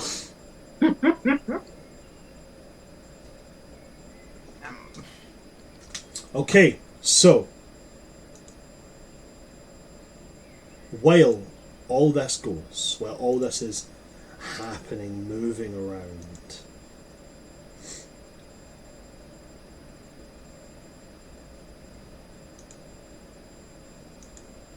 three of the Sahuagin suddenly disappear as deep blue tentacles come up, wrap around, and drag them down. Do we notice who it's? So the ones that were dragged away were the first one to attack, i.e. the one that charged headfirst into Reaver, dragged right back down.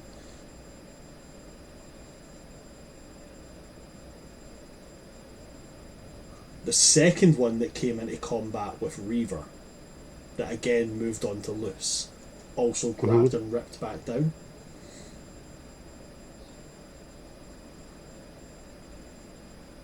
And then Ariel, from right in front of you, you just see this like gargantuan tentacle come right over, like just like like this is them there. It just like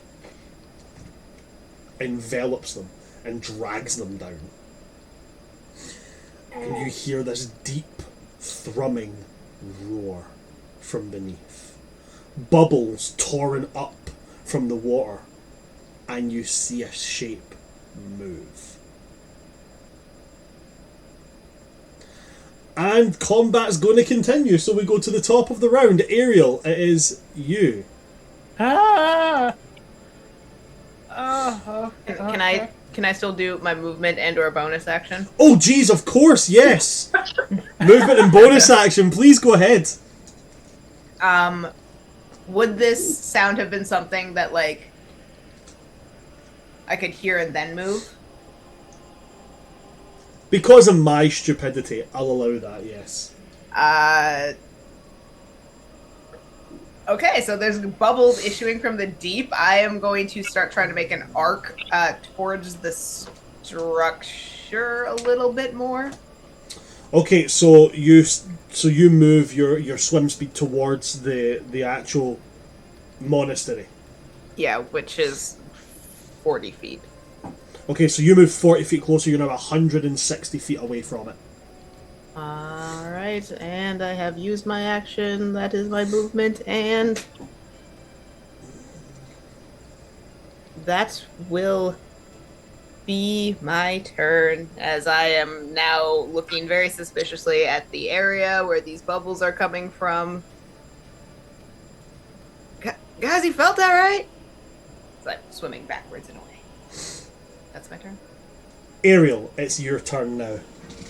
Okay, so I take it that tentacle took one of the ones that hadn't been hit yet. It took. It was one of the ones that hadn't been hit. Beautiful. So, okay. I'm gonna put some flair into this. Can I, with my bonus action, loop my scythe around the other one that hasn't been hit yet, and use it as like a springboard, coupled in with my attack? Yeah, cool. I'll allow that. Okay. And I'll roll the hit just in case. Okay, 15 plus 6, 21. 21 will hit. Okay, and I'm using this Sahuagin as a springboard to essentially push myself into the one that's on death's door. And I want to grab it by the face and then use that to cast an Eldritch Blast. I know it'll be a disadvantage, but fuck it, we ball. It's cool. It will be at disadvantage, but We do yeah, ball. roll to hit with that Eldritch Blast. And a 15. Hey. So that's another 21. Hot damn. Though that will hit. Roll your damage, please. Okay, so for the spiritual weapon to start with, that's 7 points of force damage for spiritual weapon, and then Eldritch Blast. 5. Okay, so 7 damage, then 5. Yeah. For a total of 12 damage. Yeah, and that's separate. The 5 was to the one that was on death's door. Okay. And then the 7 was to the one nearest him. That hadn't been hit yet, yeah. Okay.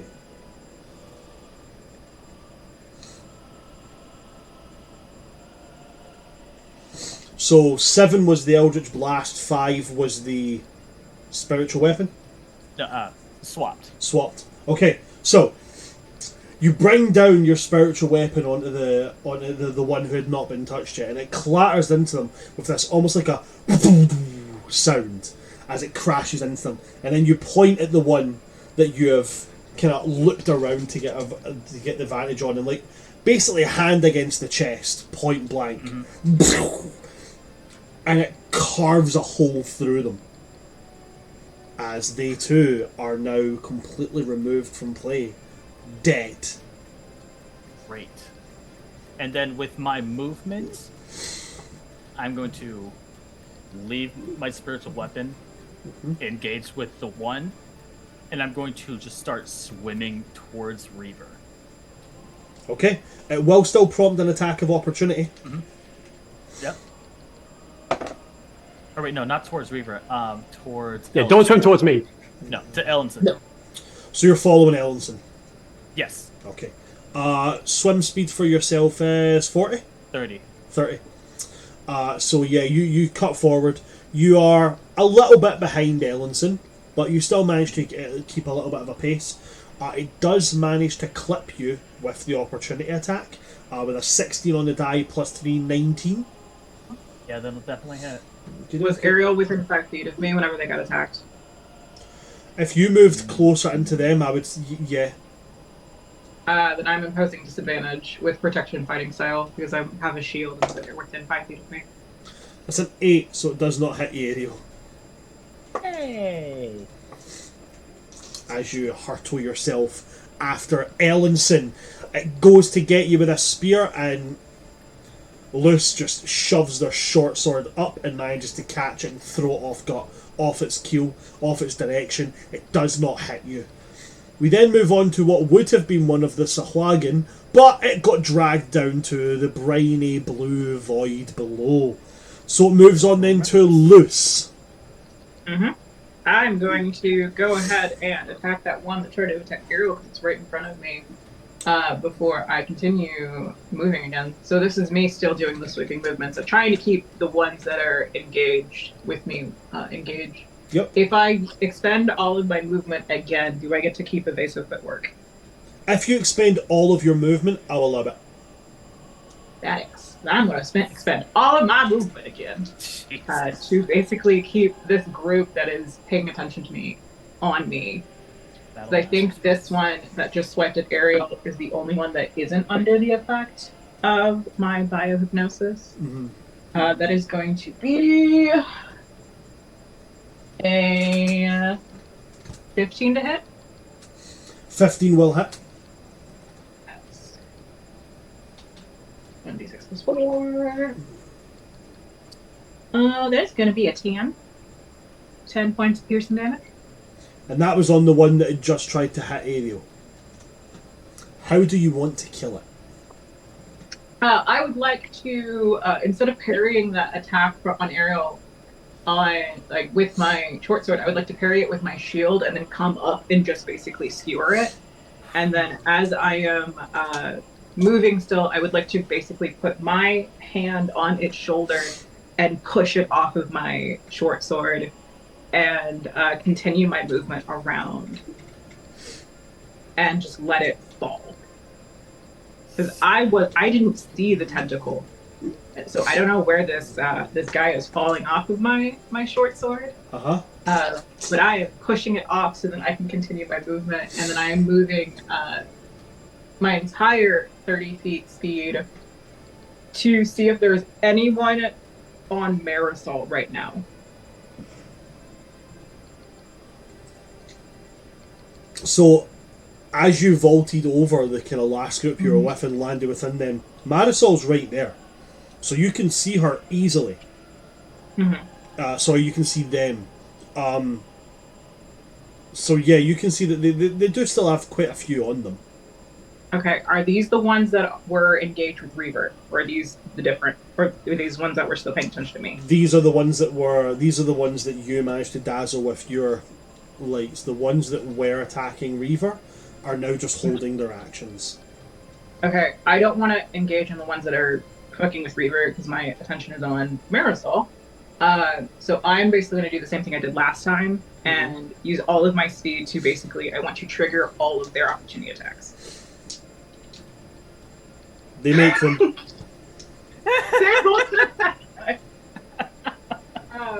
But I would like to make sure that I am no farther than 10 feet away from Marisol whenever I do this.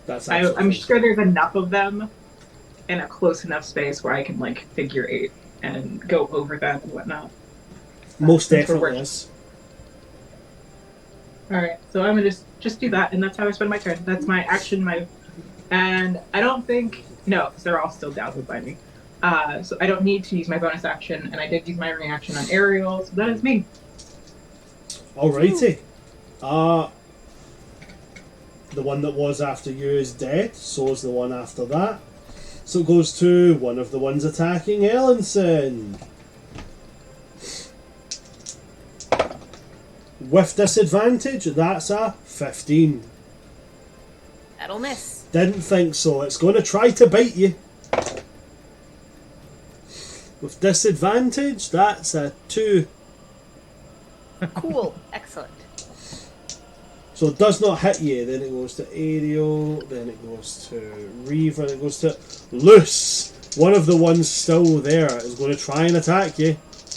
Okay. Well, it failed. After that, at least hit my AC. Just hit my AC. Just hit 24. Hey, just hit 24. You can do it. I believe in you. One of the ones attacking the Marisol. tentacle. You said that because they could hit me still with a nat 20, couldn't they? No. No. I don't do automatic success. Well, because it's still a 20 plus whatever they have. But they get 23 max. We know they can't hit you. Fuck.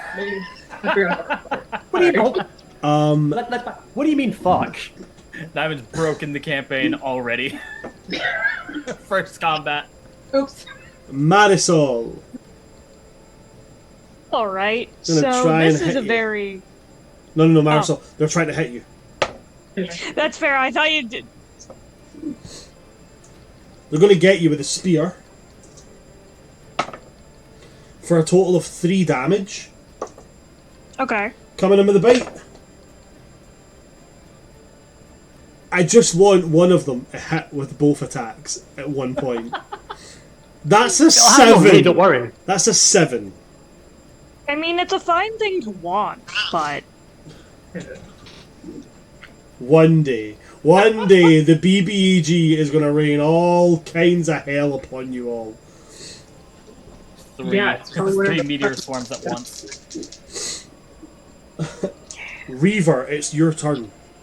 Cool. I'm ready for the triple nat 20 on me. I'm ready for it. It's your turn, Reaver. I need to find the right page. So many tabs. Where is my armor?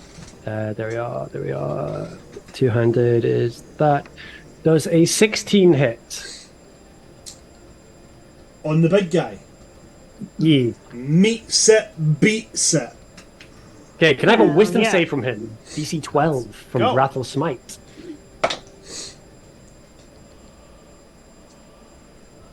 That is a 12 on the die. -1, 11. Okay. So he fails. It does indeed. And I do math.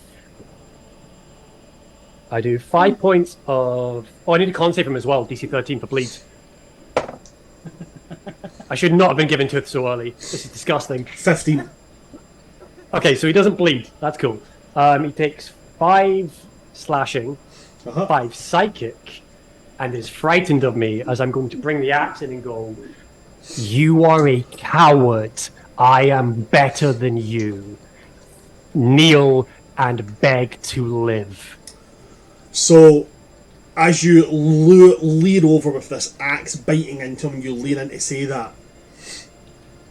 The head looks up at you, and there's an almost feral quality to the eyes, primal. And it just growls low into its throat, as it is immune to the frightened condition. Yo, let's go, an actual fight. Yo! That's not where I thought that was going. Nope, not at all. Excellent. Anything else for you there, Reaver? No, I have a worthy foe. Let's fucking go. Okay.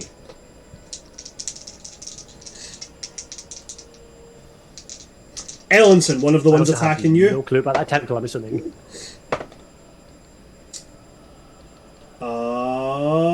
Oh, the spear gets you. For 2 damage. One of these guys will roll good damage. I can feel it in my bones. It's the boss. It's going to There's absolutely... supposed to be an element of danger here. Like, you know, it's supposed to be there. Ariel. Now the only one left near you. Oh wait, you moved away. So now it has to pick somebody else or follow. We're all 3 of them. Oh wait, no, there was one more coming after me. That's right. Never mind. I thought I killed that Ignore one. me. There were 4 coming. There were There 3 was on 4. me, 1 coming after me. One left of me to go after, because I just went, bye, good. Yep. And then 1 got pulled down. I blew a hole in 1. Then you eviscerated the other. So there's 1 more. It's going to swim after you because it has the speed to be able to do it.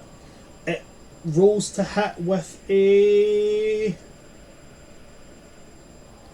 14 to hit. Oh. Yeah, that hits. Oh no, your temp hit points. Yeah, those are gone. Yeah, it's a 6 piercing damage with that spear. Uh-oh. And the bite Okay. doesn't hit with a bite. Whew. Okay.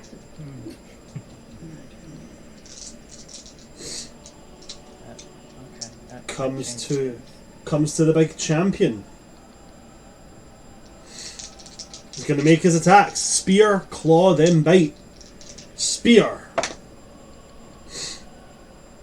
It's a 19 plus 5 for a 24. Go for it.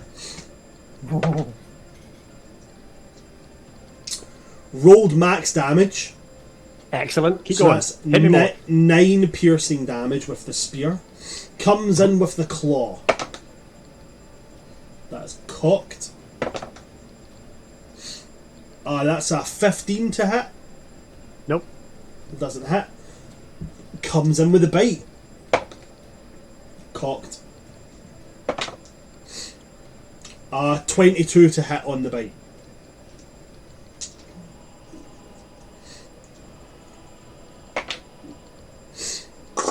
So, lunges in with this large trident, plunges it into your gut and twists, sending bits of bark and wood and bone floating off away. Reels back and tries to claw at you. You bring up your arm and block the claws. It swipes across harmless patches of metal. But then, as you drop your arm, you just see this pair of jaws. And it clamps around the skull that is your head. Okay. You will take a grand total of... What's 9? What's the bite damage? I know I've got 9 already. 6 on the bite damage, so 15 total. So 15. Cool. Anything else for you there? What I mean by that is any reactions. No, he's not. So please, I've got opportunity attack, or I can mock him if you want. Okay. So it moves on then to a nat 1 to hit Marisol. It does not hit. The bite attack on Marisol. Bite attack's a nat 20 on Marisol. Alrighty. Jeez. Rude. So a total of 10 piercing damage there. As it grabs, and it's like it's almost like as it moves and it swipes in with a spear, and you manage to bring up your hand and block it. It's like it lets go of the spear, swims down, like drops itself down, grabs onto like your leg, and then just sinks its teeth right into your hip. Not onto your leg, onto your tail, sorry. Yanks you down and sinks right into like where your hip meets the tail portion of your body. Terrifying. I've been better. Definitely had better days. Then goes to yourself, Ellenson. There are none around you.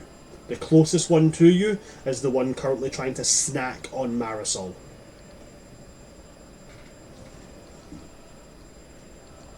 You're muted, I think. My turn again? It is, yes. Okay. There's so many little guys in there. I will go ahead and sort of like seeing that we have Marisol like in the grasps of one of these, still kind of shrouded in that like dark energy. Mm-hmm. I will just go ahead and like point my hand out, not really moving from my general toward the building attitude. And from the end of the trident, I guess, the sort of now dissipated blood, more the idea of the blood that was there before, wraps around and shoots off towards the Sanguine who's attacking Marisol. Mm-hmm. And then behind that, there is another blast of energy as I will hex and attempt the Eldritch Blast. Okay. Eldritch Blast. So that'll be a 21 to hit. 21 will hit. And 9 points of Eldritch Blast damage. Okay. Plus some hex damage. plus 1 point of the necrotic hex damage. But then also, I'm going to tack on 3 points of necrotic damage from the shroud that is still around me. How would you like to kill it? Hey. Fuck yeah. Just sort of just all this energy sort of comes off the end of this trident all at once, and as this thing is trying to nosh on Marisol, it just sort of begins to do that thing where it shrivels and kind of peels back, and as it does, it releases you and just falls into the deep. Okay. Not into the deep. That's where they go. It's fine. I haven't seen anything. Ellenson, with that being the end of your turn, it goes back to the top of the initiative order. Ariel, one caught up to you. What would you like to do?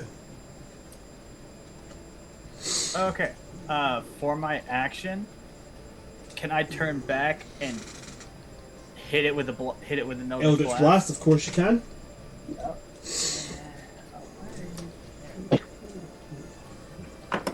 Oh God. 16. 16 will hit.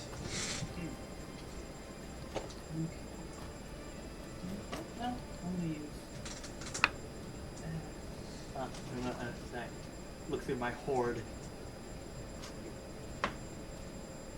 Okay, that's 11 force damage. 7 plus 4. Do you have Agonizing Blast? I do. Are you so you've included that, yeah?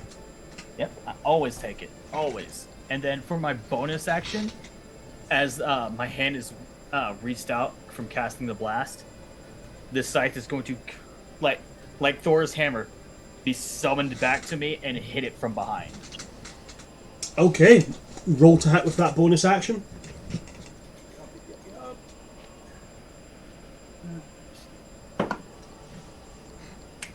Love to see it. Love to see it. So 24. Okay. How do you want to kill it?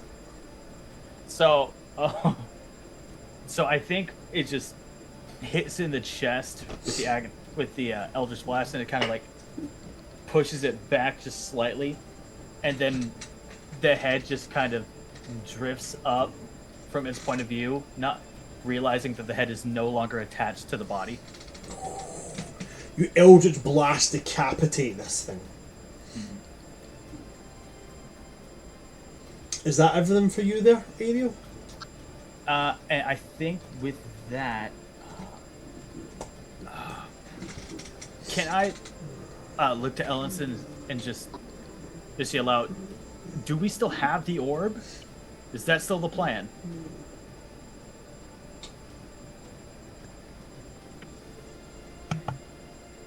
I'm just trying to. I think we gotta get in the building. I think something's coming up, and I just kind of like point into the darkness.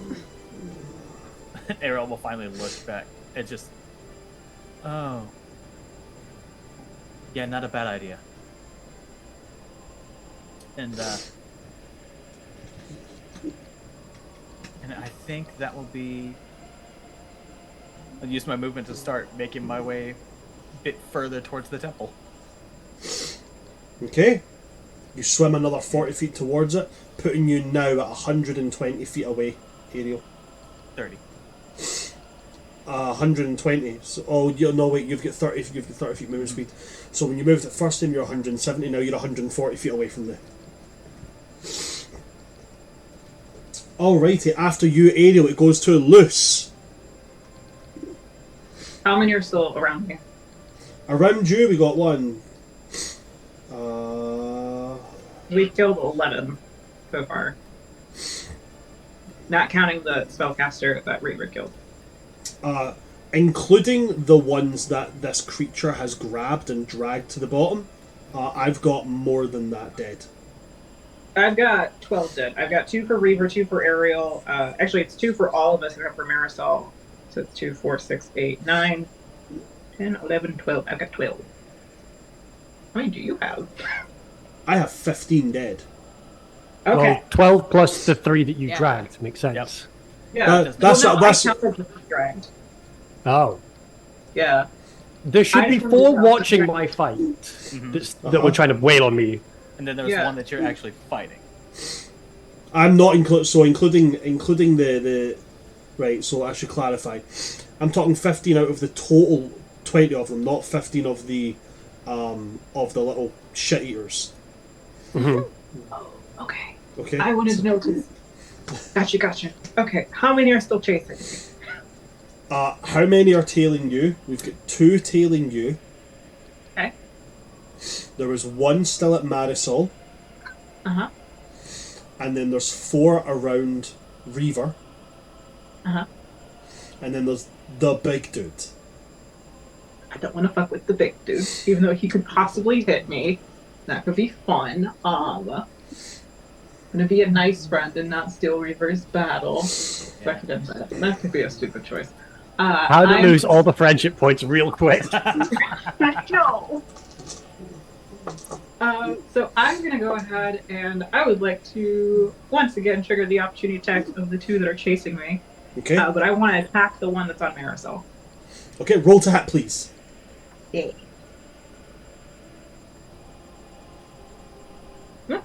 It's gonna be a 15 to hit. 15 is going to hit. Roll damage for me, please. 1d6 plus 4. 6 points of piercing damage. 6 points of piercing damage. Uh-huh.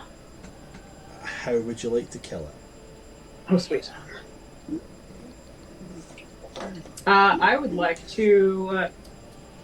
I want to do the same maneuver I did on the other guy, where it's the basically vaulting over the shoulder. Okay. But I want to skewer... I want to use my short sword and my shield to basically shield behind the back into the shield with my short sword. Love it. So Through the you front. come over and around to the back. Keep the shield pressed against the chest, Mhm. or is it on And the then- back? Either way, actually. I basically just want to not shish kebab. I want to force my short sword to go through him. Okay. And use my shield as a You press. press point. You vault over, placing the shield down by the back. Take your short sword, pin it on the chest, and then you just push the shield forward. Yep, and then There's- I want to use that movement to propel myself to keep moving, Okay. and I want to try to see if I can lure these 2 that are still like chasing me to turn the opposite direction away from Marisol. I want to try to use the fact that I'm a battle master and I'm a student of war to see if I can prompt them to give Marisol an opportunity attack against them. Okay, in that case, what I'm going to say is, we will call it bonus action. Make me your choice: persuasion or performance. Got this right? Yeah, I think I'm gonna do performance because it falls in line. That is a 16. On a 16.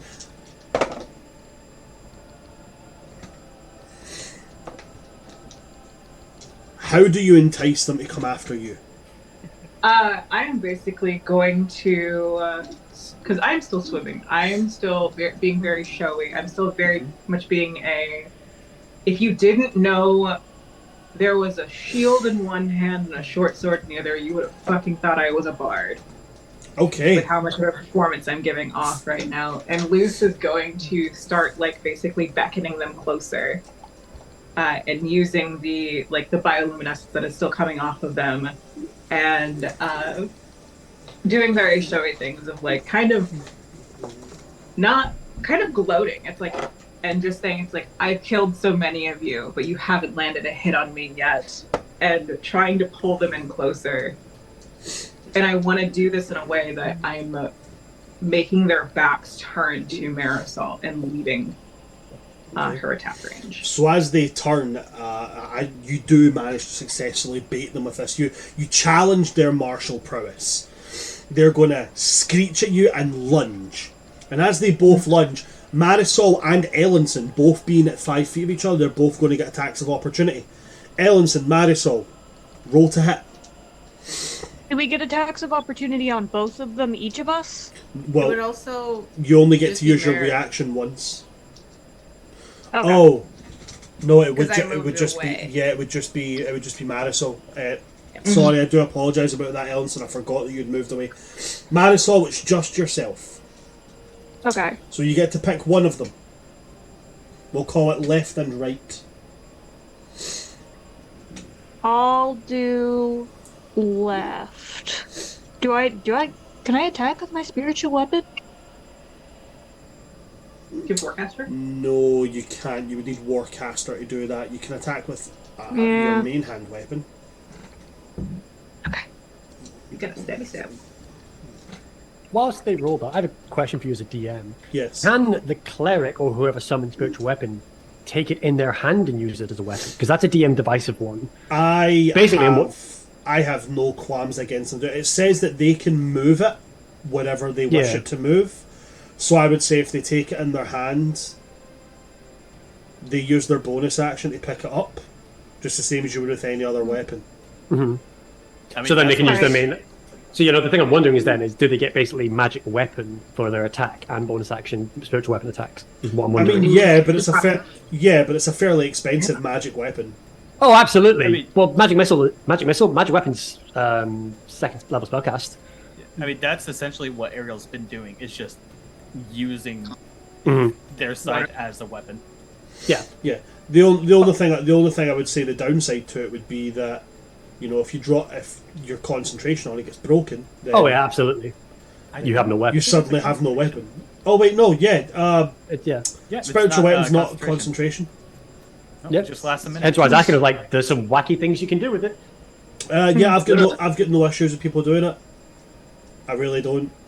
I know some DMs just like to have issues with things. I choose not to have that many issues with things. If it's fun, I live by the rule of cool. If it's fun, fuck it, let's roll and see what happens. Yep. How did you kill it? Sorry? I got an 18 to hit, which I'm assuming hits. It does indeed hit. Roll your damage, please. 6 damage. 6 damage. Not enough to kill it, but you do swing it. What weapon is it that you have in your hands? Quarterstaff. Yeah. Okay, so you take your staff, you swing, and you collide with its back as it's swimming. There's a thick crack, as you can hear that definitely ribs have been broken in that strike. Hell yeah. Good. Good times were had by all. There. And Good times were hit by all. I'm swimming in the direction opposite to Marisol because I'm trying to pull them away from our lovely, lovely mermaid. So I'm going in the direction towards Ariel and Ellenson Okay, is where I'm my swim speed. So, and that is end my turn. okay. After you end your turn, it's then going to go to the one that Marisol was just cracked in the back. Good. They're going to move their movement speed, and they're going to try and take a swipe at you, Luce. They can't, of course. I don't know why I rolled that dice there. They can't hit you. You can still try. They physically can't. The most they can roll is a 23. Yeah, That's no but they hitting can you. still try. Brent's gonna learn from this encounter, and then next week we're all dead. Oh, absolutely. Absolutely. I love encounters like this. I love them. Everybody always thinks that DMs should get really angry when people are like, oh no, you trixied your way out of my trap. No, I love that shit. Fucking do it. Trixie me all the way you like. It's great. I love it. So they obviously failed to hit. It's going to then move to...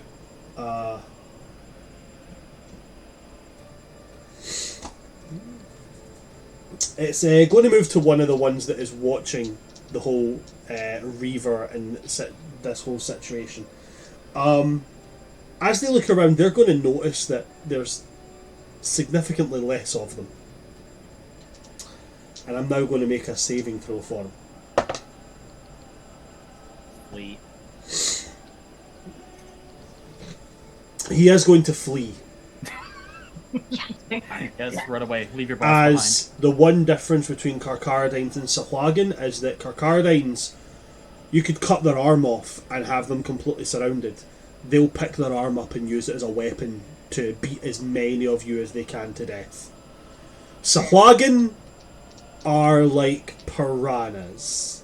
They'll fight anything if they outnumber it. Okay. At the moment, there's only one more of them than you.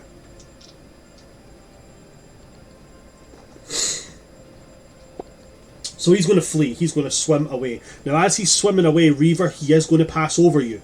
Which means if you want to make the opportunity attack, you can. Absolutely no retreat for cowards. Okay.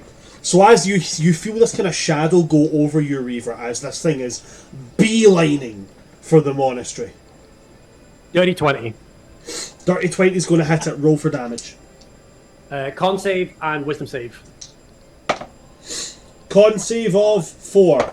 Wisdom save of 14. Okay, passes the wisdom save, so not frightened, is bleeding. So, where's my d4 gone? This axe is brutal, dude. It is, I love it. I just imagine this guy trying to retreat by swimming over Reaver, and Reaver just grabs him and starts beating the big guy with him. Very much Hulk with Loki in the Avengers. Yes. You hit one motherfucker with another. Other motherfucker. No. Just going to invert the wrist, because I have blind fighting, so I know it's moving past me. And I'm just going to turn the action and just bang. And just say, no retreat for cowards. As I do 11 damage. 11 damage. Fuck. Okay, you reach back, inverting that wrist and grab hold of it. There's a yelp as you make that phrase, as you speak those words. No retreat for cowards. That's his. It's going to move to another one of them who's going to see this, and they too are going to attempt to flee. As you have no reaction, they are going to. Yep. They're booking it away. It's then going to come down to your turn, Reaver. Okay. Well, currently I assume my head is still in the jaws of this thing, so Yeah. hand turn round, swing back down. Are you using the Sahuagin as an improvised weapon? No. I'm to make the bleed effect happen. As my wrist will twist, I'm pulling the axe out and ripping them open because they have right. bleed check. Yep, cool. Oof.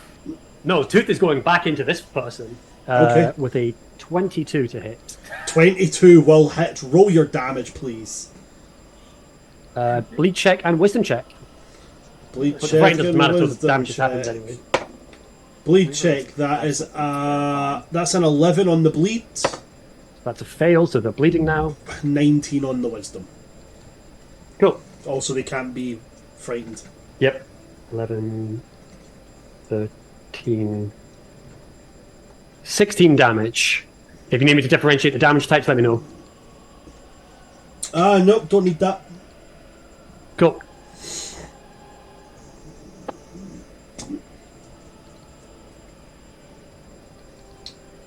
Anything else for you there, Reaver? Just gonna keep chopping and having fun. I have no idea there's a giant monster underneath me, and I'm just... He's still alive. My axe is my buddy. We right the planet's rocks. Okay. It's going to go to the second one moving towards you, Luce. The second one that you baited. Mm-hmm.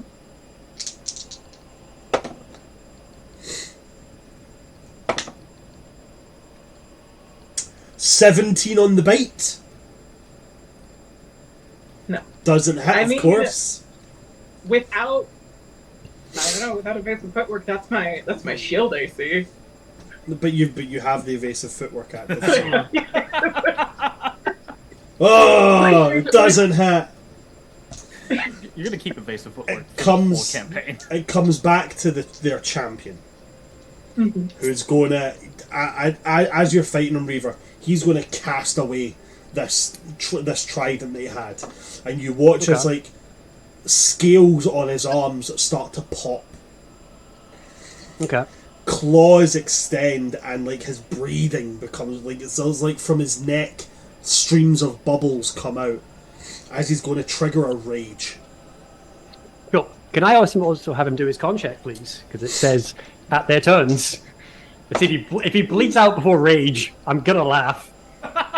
He is going to fail that, so he'll take the d4 of damage right now. If you could roll me that d4.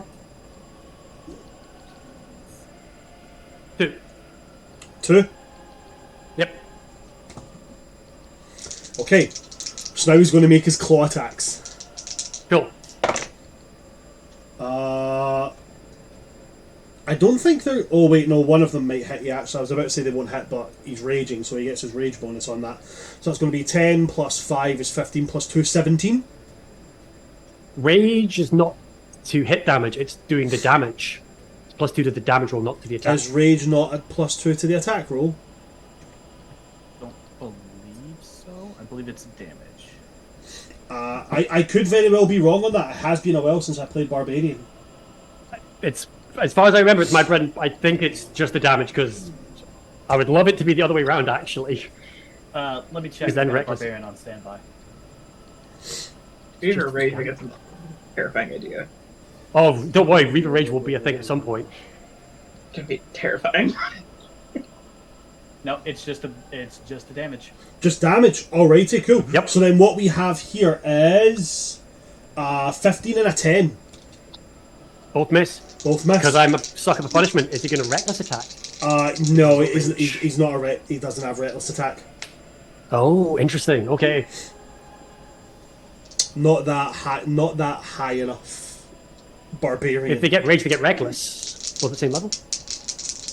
Level 2, they get both. The stat block doesn't tell me doesn't tell me that he has reckless. No, that's because it's a monster, but barbarians won't get. That's what I was asking. Both No, but it tells me he's got reckless. rage. It tells me that he has a rage.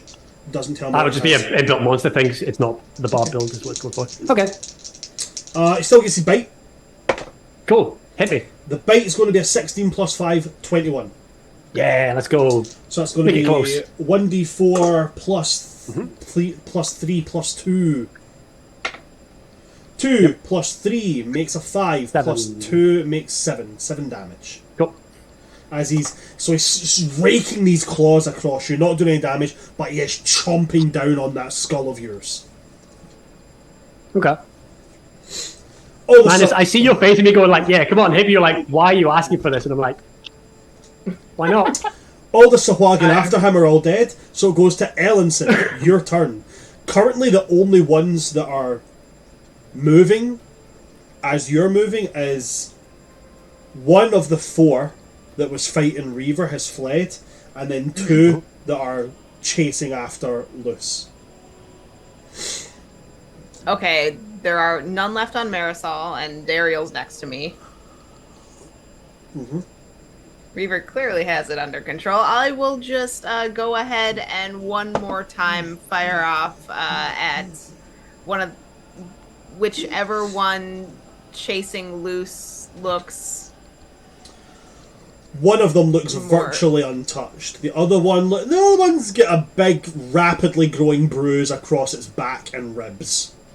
I will go ahead and aim for that bruise, as from just where I am, I will shoot off another Eldritch Blast. Still shrouded in brain stuff. Okay, and actually, I do apologise, I don't think I asked you this last time. What does your Eldritch Blast look like?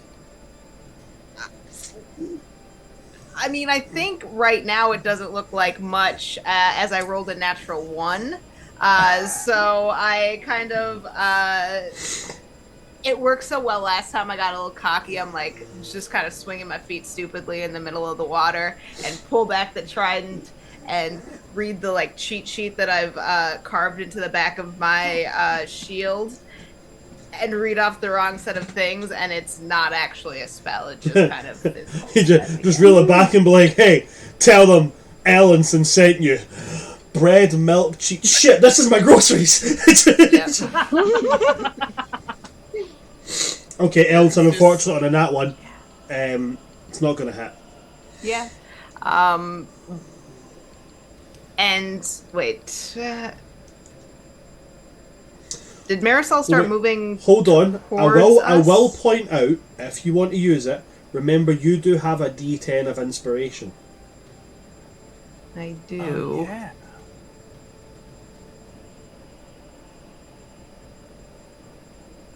But like Luce isn't that hurt right now, right? Like I've Luce, taken no damage. yeah, I'm not. You know, there's gonna be a death. You might need that to escape the tentacle that just goes Exactly. later. Yeah, There's a tentacle goldfish monster below us. yeah. The Yeah. goldfish monster is It's coming definitely for a us all. goldfish. It's definitely a goldfish. Yeah. I said Okay. tentacle goldfish monster. It's Tentacled like, goldfish. It's like Sharktopus, but instead of a shark, it's a goldfish. Yeah. Terrible in every way. You know, But did Marisol start moving towards us or no? Marisol I hasn't don't- moved yet. Yeah. I will then stay where I am. And Okay. that'll be my turn. We go back to the top of the initiative order. Ariel, your turn. I didn't take Marisol. the turn. Yeah, I was gonna yeah. Yeah. I would like to. I know close what my I know. movement that I know. was- I know what I've done. I know what I've done. I've made a boo boo. Because I've been scrolling out groups of Sahuagin as you guys are mercilessly cutting through them, I've accidentally scrolled out Marisol's name. I do apologise. Marisol, I do apologise. You should have been back. You should have been 2 turns ago. I do apologise about that. It's really my bad. Marisol, please take your turn. Then we'll go into the top of the next initiative order. I do apologise. It's okay. I'm going to scribble your name am- back into place. I think I'm gonna start with my bonus action attack on the one that I bruised. To see if I can't take him out of this. Okay. I'm always slightly Which is only terrified s- to see what clerics do with their action economy. It's terrifying. It's scary as fuck. Unfortunately, it is only a 7 to hit. 7 to hit. 7 is not going to do it, I'm afraid, with the spiritual weapon. So you bring down that scythe, and it narrowly misses as they dodge aside from it, swimming through the water. What do you want to do with your action? I am getting sick of this.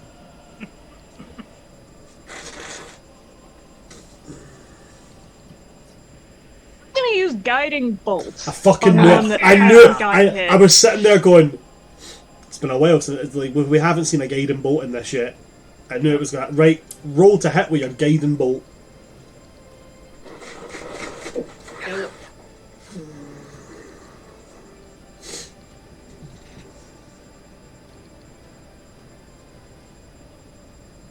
Load. That is a 23. That'll do it. Yep. Roll that Four. damage on that guiding bolt. 16 damage. A 3, a 4, a 4, and a 5. What does your guiding bolt look like? I like to imagine it's just like this, like, shock of blue lightning across the water, into this guy's back. You throw out your hand, guiding bolt is cast, and this like beam of light, and as it fires out, it crackles like lightning, dancing through the water until it hits him, and that radiant light flows through every cell in his nervous system, lighting it up from the inside out, until eventually there's nothing else floating there as this radiant light just burns him into nothingness. As he's out the game. It's like a flesh Christmas tree, all light. All light. I think the one next to him should try and flee. That's just my opinion. God, don't look at me like that. Is that everything for you there, Ellenson? Marisol? I am gonna start moving towards the temple. So you take your movement speed towards it, yeah? Yeah. Alrighty. Now, Ellenson? If Marisol starts moving towards us, I'll let that be therefore- retroactive. Yeah, I would like to then move just about 15 feet, so I'm about 25 feet in front of them Okay. as they move. Yeah, I will allow that to happen retroactively because it was my mistake that Manisol's turn got missed. Alrighty, now we go back to the top of the initiative order. Okay. Ariel. There is currently... Are there any around me, or are they all? There's none me? around you. There is one swimming after Luce. There's three, well, actually, technically two, watching Reaver. One being held by Reaver in one hand. No, it's not actually. He's dead too. No, He's dead too because he did it die? from the bleed die? damage. From the bleed damage as you rip the blade out. Oh, yo, let's go. So there's two next to Reaver. There's the big ugly fucker that Reaver is somehow going toe to toe one-on-one with, and then the one chasing Luce. There's only 4 enemies left. Okay. So, with my bonus action, can I get to where Luce is and swipe at the one fucker that's chasing her down? Yeah, you can do that. Yeah, I'm gonna use my bonus action to get that Okay. hit. So your movement is to swim across. Your bonus action is to bring the scythe spiritual weapon down. Roll to hit. That's a 10. A 10 is not going to do it, I'm afraid. Okay, that's fine. That brings me to my crazy theory that I want to try something. Okay. So, thinking back to the compass and that weird air pocket that I tried, I want to try it again and casting shape water. But could I cast it on the big ugly fucker's gills to try and make him cough out of his rage? So, I understand where you're going, and I do love the idea. And it would maybe work on creatures that are solely dependent on being underwater. But Sahuagin are amphibious. Yeah, it was an idea. No, it was a great idea, and please, I beg you, please consider ideas like that going forward, because that's a really interesting form of play that I would really love to explore. But in this particular instance, I don't. Shape water in an underwater campaign. I'm using this. In this like it's nobody's business. In this particular instance, I don't want you to waste a good idea and it to become anticlimactic. So fair enough. In that case, I'm going to. How's everybody looking hit point wise? I've been better. Yeah, I'm gonna use my last. I'm gonna use my last spell slot. And I'm going, wait, Reavers get 7 hit points. 7. Oh, I'm fine. I got plans. Do not worry about me. I got plans. I'm going first anyway. yeah, you are. I didn't realize. Bless you. I am full of belief. I will kill it before I die. Those are the words I will immortalize. I also just realized that my healing spell, my distance is a bonus action, and this big one is touch. So I'm going to let that inky stain on my fingers start to spread into the water, and it just is going to attach itself to the big ugly fucker and the two that are around Reaver. And I'm going to cast Bane on all 3 of them. Minus 1d4 to all their attack rolls and... All their attacks and savings. Boom. Gotta fucking love it. Okay. And that will be it for me. Okay. As that happens, I need you to roll for me essentially a spell check. D20 plus your spell casting modifier. Okay.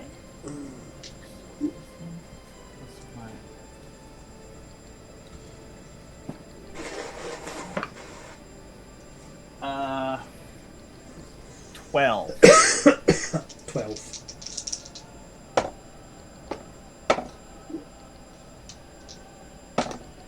I think, actually, wait, do they need to make a saving throw for Bane? No, they're not making a saving throw. What they're doing is I'm rolling perception checks to see if they see that you've cast a spell on the big guy. Right, okay.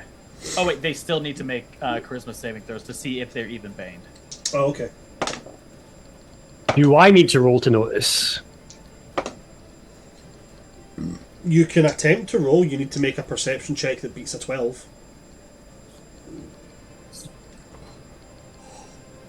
So I rolled a 14 before checking, so I will notice this.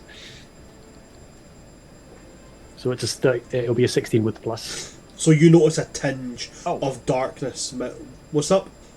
Oh, I just realized because Warlock levels, it was cast at a second level, so I can hit all three of them, and then the one that is chasing loose. They're all baned. So Reaver, you would see almost like a dark tinge kind of outline their eyes Okay. and dance across like their fingertips, marking that they have in fact been baned. Okay. Ariel, is that everything for you? That is... There's movement, bonus action thing. That is it for me. It moves on to Loose. I would like to.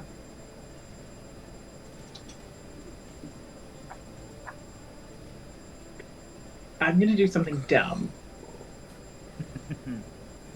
Gonna do something really dumb, maybe. Breaking the mold, because everything that's been done so far has been a genius plan. It worked! Hey! It worked. I mean, there have been some great ideas from everybody. I can still see Reaver, correct? Mm-hmm. Yeah. Okay. I am going to action surge to give myself 2 actions, Yep. because I can use this feature once it's short rest. Uh-huh. And then I'm going to use my first action, or my first attack action, I need to specify that, to try to hit the fucker that is chasing me. Right. It's going to be a 19 to hit. Yo. 19 will certainly hit. 1d6 plus 4. 7 piercing damage. 7 piercing damage. Okay. Mm-hmm. How do you want to kill him? Did I kill him? Yep. Oh, good. He's murdered. I'm going to do the same thing I've been doing, that I used to move on the other guy, where Luce is going to quite literally turn around from being chased, let this guy run into the shield, Okay. and then bring the sword around and basically garrote from behind while pressing him against the shield. And then I want to bounce his body off the shield.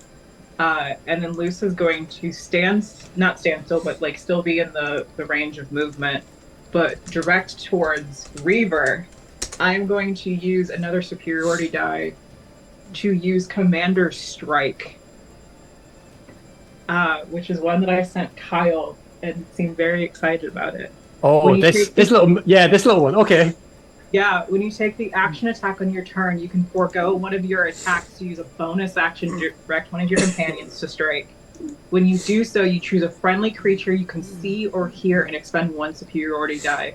That creature can immediately use its reaction to make 1 weapon attack, adding superiority die to a damage roll. Reaver, make your attack.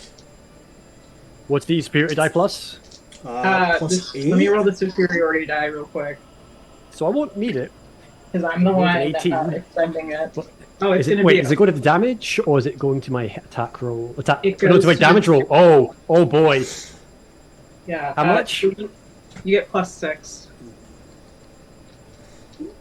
Can I have another con? Wait, well, okay, here's a question for you. With the bleed stat, does it stack?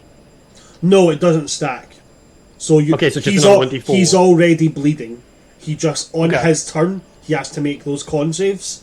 And if he fails them, he takes the d4 damage again. So with a consecutive hit with this, do I need to do the con check for bleed damage? Do I No, add because bleed he's damage, already or do I bleeding. ignore it? He's already bleeding. So until... I don't roll that 1d4. No.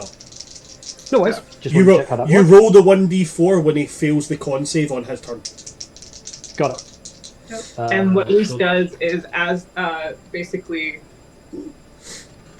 garroting this body from behind and bouncing it off of their shield and yelling, "Reaver, I killed more than you. Better catch up." To then do command. 19 damage.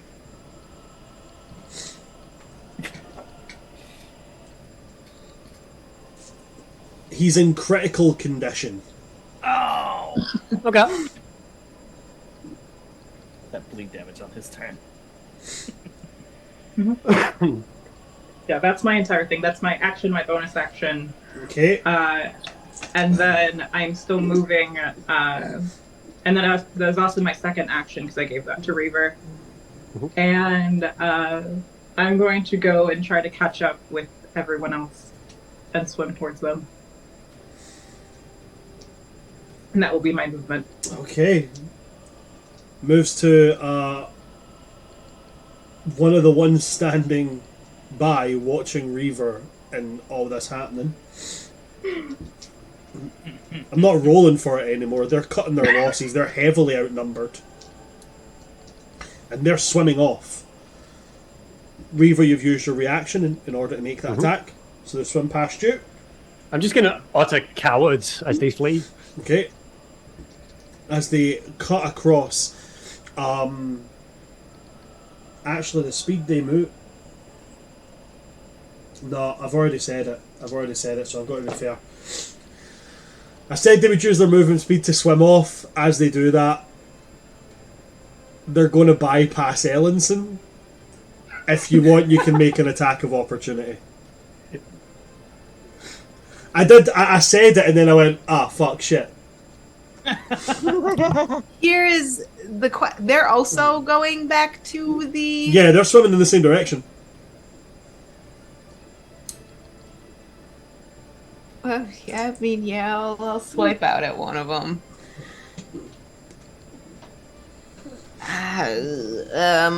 That'll be a 15 to hit. 15 will hit if you roll your damage for me on that.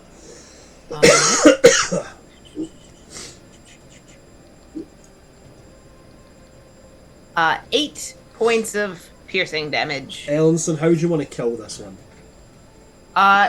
It's in a very offhand way because I was kind of like, oh, we'll go to the safety of this monastery, and then I realized these guys are swimming the same direction, and I'm about to be like, do we want to change? Oh, this guy stab. Hey, are we sure we want to... Hold on. We sure we want this way? Yeah. Right, okay, so as you're swimming along, you realise this guy's coming up beside you. You take the trident and you just jab to the side. You catch him, like, all three right in the ribs. And as you pull out, there's just this horrible, like, wrenching, cracking noise. As he basically just... His lungs, his aquatic lungs just fill with water. Ooh. Horrific way to drown. But, yep, another one bites the dust. It then goes to Reaver's turn. Will Reaver. it die, or am I dead? We'll find out in a second. With a 17 to hit. 17 will hit. You know that the AC of this guy is 16.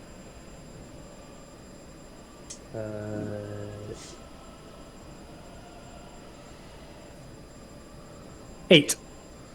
8 damage. Yep. Halved down to 4. Not all of it halved. Oh, okay. Psychic. Wrath of Smite. Right, awesome. So what's the psychic? 3. 3 psychic damage. So then the other 5 would go down. The 5 would drop go down to 3. So 6 in total done. Okay. I did not like that. But he's still up. Yeah, let's go. I'm going to silently say to it, I apologize, you have cowards, and you've been cheated out of a duel. Is that everything for you, Reaver? Yes. Reaver, after this, it goes to the last Sahuagin that is still standing that isn't their champion. Okay. He's hightailing it the fuck out of there. He is swimming. And he is doing his best to avoid all of you. I Like bet he is. he's going up and across. Like it's like, yeah, I'm gonna take the expressway. However, because he swims up, he doesn't really get a chance to travel much in the way of distance. But he's actively trying to keep distance from you guys. It comes to the big guy. Is that bleed damage? I'm about to roll the con save. That's a 12. You'd be bleeding. 4, Be but bleeding. it depends on what you discern as bleed. Is it rage blocked or not? That's up to you.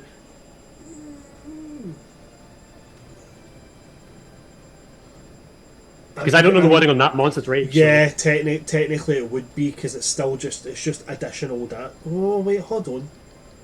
Because it's not a set slashing, piercing, or it's just bleed No, damage. It's So just bleed damage. No, because he's if anything bleeding, is raging, so it's he's 4. angry. It's 4. So Cool. okay, right. Hit me. The first hit is a 10. Yeah. Cool. Miss. The second is a dirty 20. Let's go. Minus. Would you? Bang. Oh, minus D4. Bang. Minus a D4. Minus a D4. Still hits. If it's a dirty 20. 16's my armor class. 17. Ah. Okay. Yeah. How much damage? I got 8 hit points. His claws are a D6. Rolls a 6. I'm down. 2 plus 3 plus 2 makes 7 I've slashing got 1 damage. hit. Yep. 1 HP in a dream, baby. He gets his bite. He gets his bite. Yo, let's go. Roll low. Roll low. Roll out.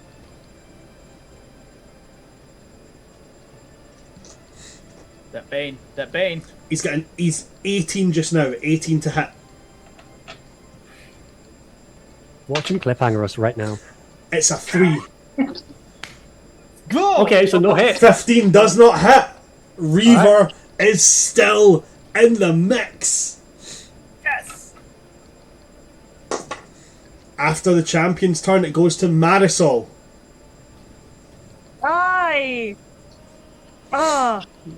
You see, I'm looking at this and I'm just like, I should help. But I don't think he'll ever forgive me if I do. And we have a lot of shit to get done. So despite my better judgment, I'm just gonna keep going You're just towards going to the keep temple. going. Yep. Okay. Clearly, I need to scare Tom more. That's what I'm hearing. So I Marisol, saw your bane. I saw your bane. Marisol, if you're not using your action to do anything, are you using your action to dash? Sure, I'll dash.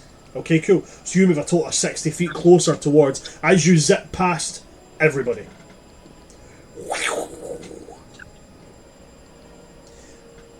After Marisol, we go to Ellenson. What do you want to do? As everybody's just abandoning Reaver. Right now, I should be within about 30 feet of Reaver, or am I? Yeah, you're about 30 feet away.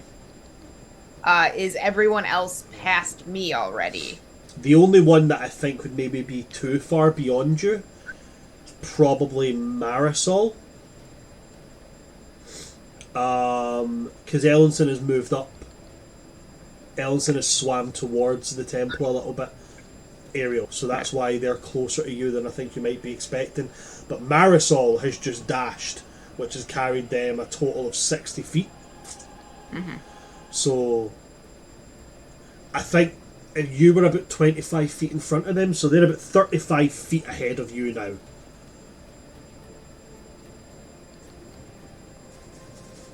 All right. Well, I'm gonna stay within about 30 feet of Reaver. I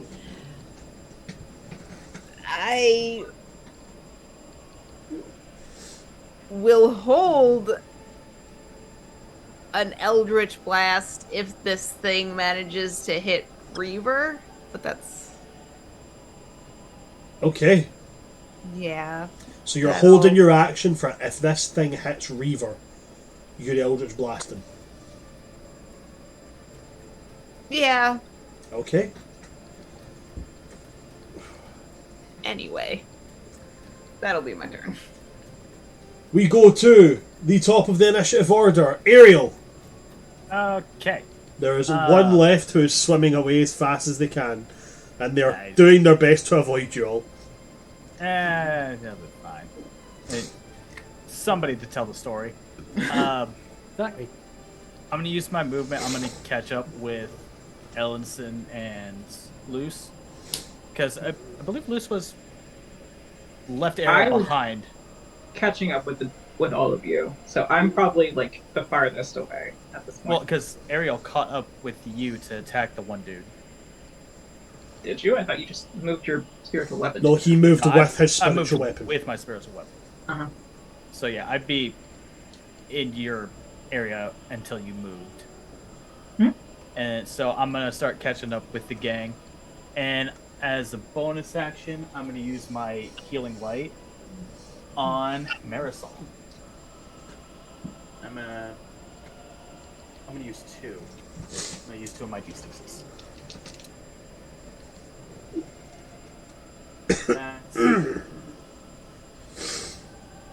It's not a lot. I rolled ones on both, so you get 6 points of healing.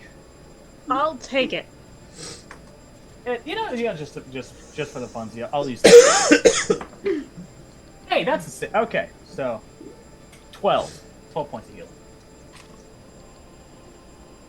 and I have 1d6 left, and that will. I still have an action. I'm gonna use my action to dash and catch up with everyone. Okay. Reaver's got this. He'll be fine. Then in that case, it goes to Luce. Is there anything that I would know about since I previously made a check about Sahuagin? Do they hold grudges?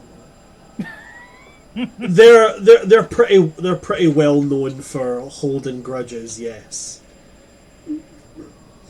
Fuck it, I'm gonna go out. I'm gonna chase after the one that's running away. Okie dokie. Mm-hmm. So There's a Sahuagin whole-ass tentacle swim. monster. Okay, What's so that? Sahuagin have a swim speed of 40 feet. He did swim up and then across a bit. So I think based on the logistics of swimming, I think you would be able to get into range of him on the diagonal. Can I use my full 30 feet of speed to get him? Yeah, Like- you would have to, yeah. Yeah, I'm gonna get him. I want to attack him. He's running away. I'm gonna get him. I don't Okay. want. Get him. Yeah, having someone tell the story is great, but having someone come after you because Also you can't great. tell their friends is worse. It's just a future present for Reaver. For the rest of us, we're not as. Yeah, it's the flash Christmas tree I wanted. That's a natural 20. Hey, we finally got one. It was Well- a natural 20 for a total of 26. Yeah, it's definitely going to hit. Yeah. So your short sword's a d6, yeah? Mm-hmm. Plus your dex. It's 1d6 plus 4. 1d6 plus 4. So that's a total of 10 straight off the bat. And then you roll your d6 and add that on. Jesus. I have a 6. So Oh 16. my god. How do you want to get this guy? I would like to get above him. And I want to basically slam into him with my shield.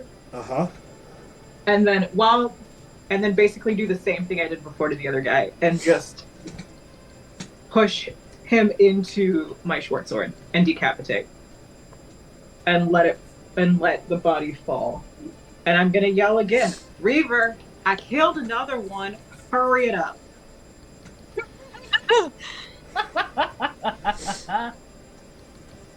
You push with a shield and you pull up with your blade, and it's like a smooth motion as you take that and you do it, and it's like a reverse guillotine. You just take the head off.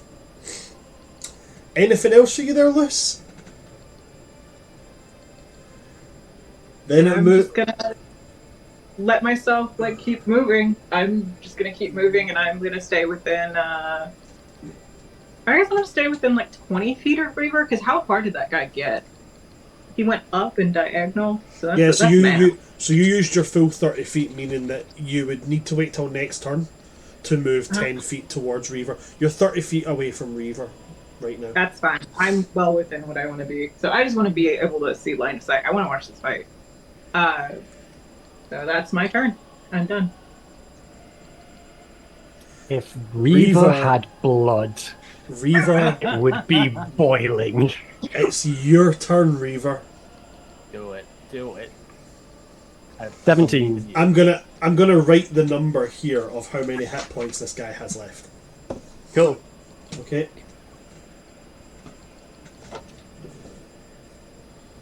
Hold on, I'm not going to do it there. I'm going to get a bit of paper and write it on that.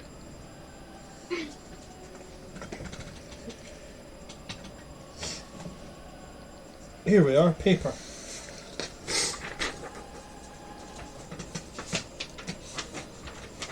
$17 to hit, you said there, yeah?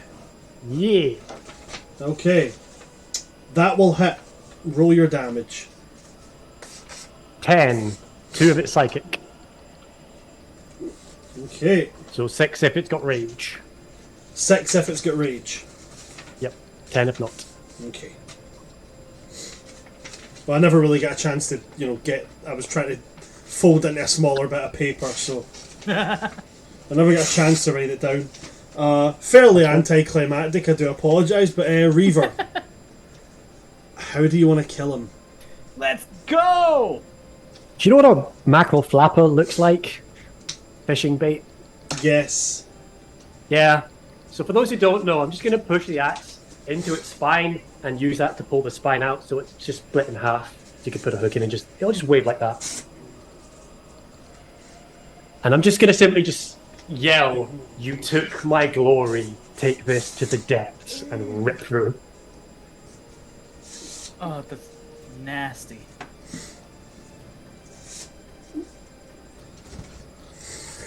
And then I'm just going to stare at Ariel.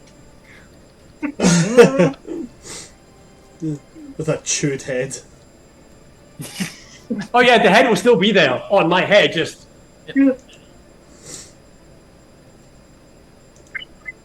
With that, combat comes to an end. And again, that noise sounds. More coral breaking off the sides of the walls and falling into them.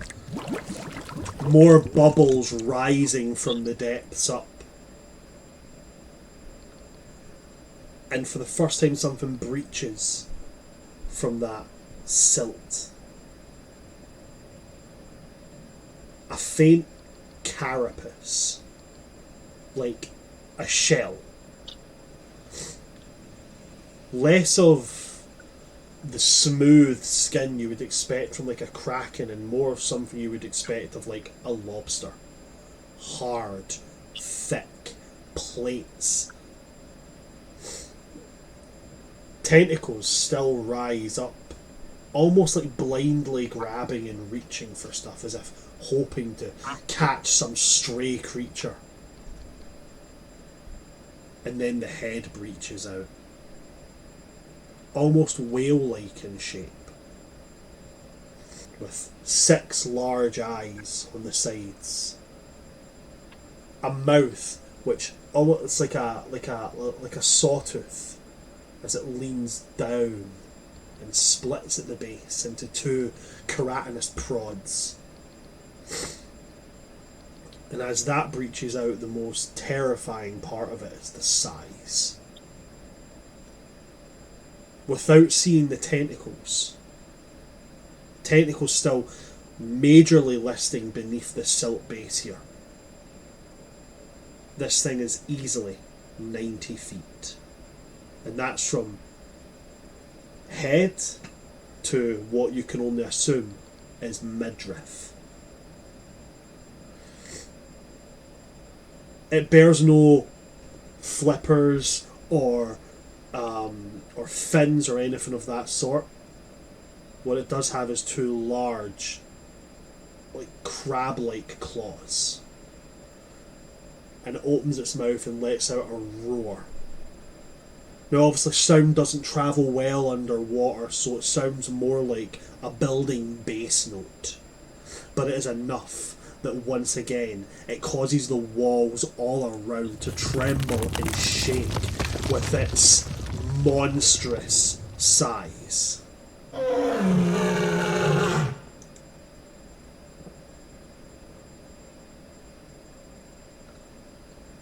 And with it emerging, that's where we'll leave for today. We gotta go. Yeah. Nah, we could fight it. We could totally fight it. Aye, Reaver, Oh, Reaver with one One hit hit point. point.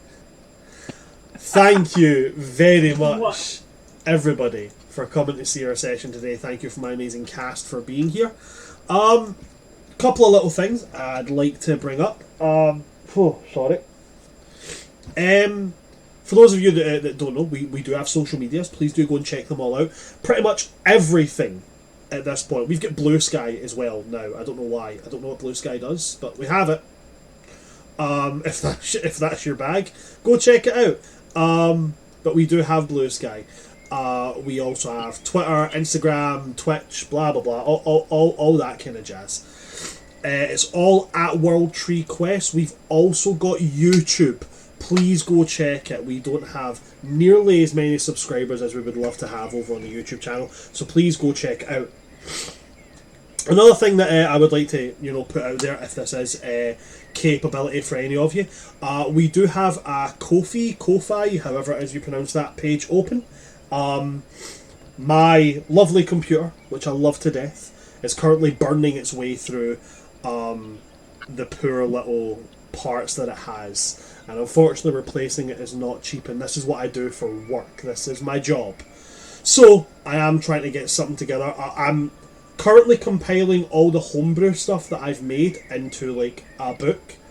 So, as I figure out how to do it, I will be releasing them as little, like, pledge prizes on the Ko-fi page, which I think is something you're able to do. So I'm going to drop the link for the Ko-fi and for my start playing into the Twitch chat. If you are able, please do consider having a look at either of them. It would be a great help towards anything. Yeah, if you want to see anything that I do personally, go check me out on TikTok at Son of Asgard.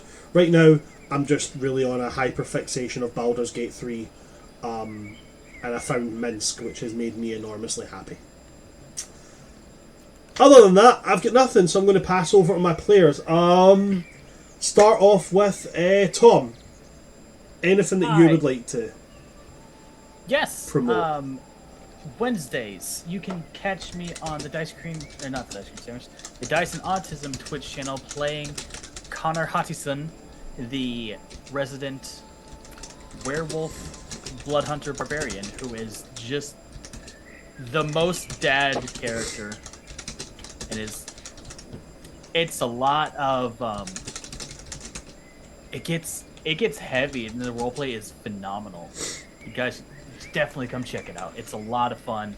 It's set in this 1920s-esque gang war between demons and us trying to figure just what the hell is happening, and it's definitely a lot of fun. It really is a lot of fun. I played in that campaign, and it is a great bundle of joy. What about yourself, Diamond? Anything you'd like to plug at all? Hi there, my name is Madness Diamond. Since we're friends now, you witnessed me kill 5 motherfuckers. Ta-da. You can call me Diamond. You can find me everywhere on social media at Madness Diamond, unless you're looking for me on TikTok, where I've been posting my September videos. It is at Madness Diamond 2.0. On Tuesdays, you can find me on the Dinner and a Games Twitch channel, where I play.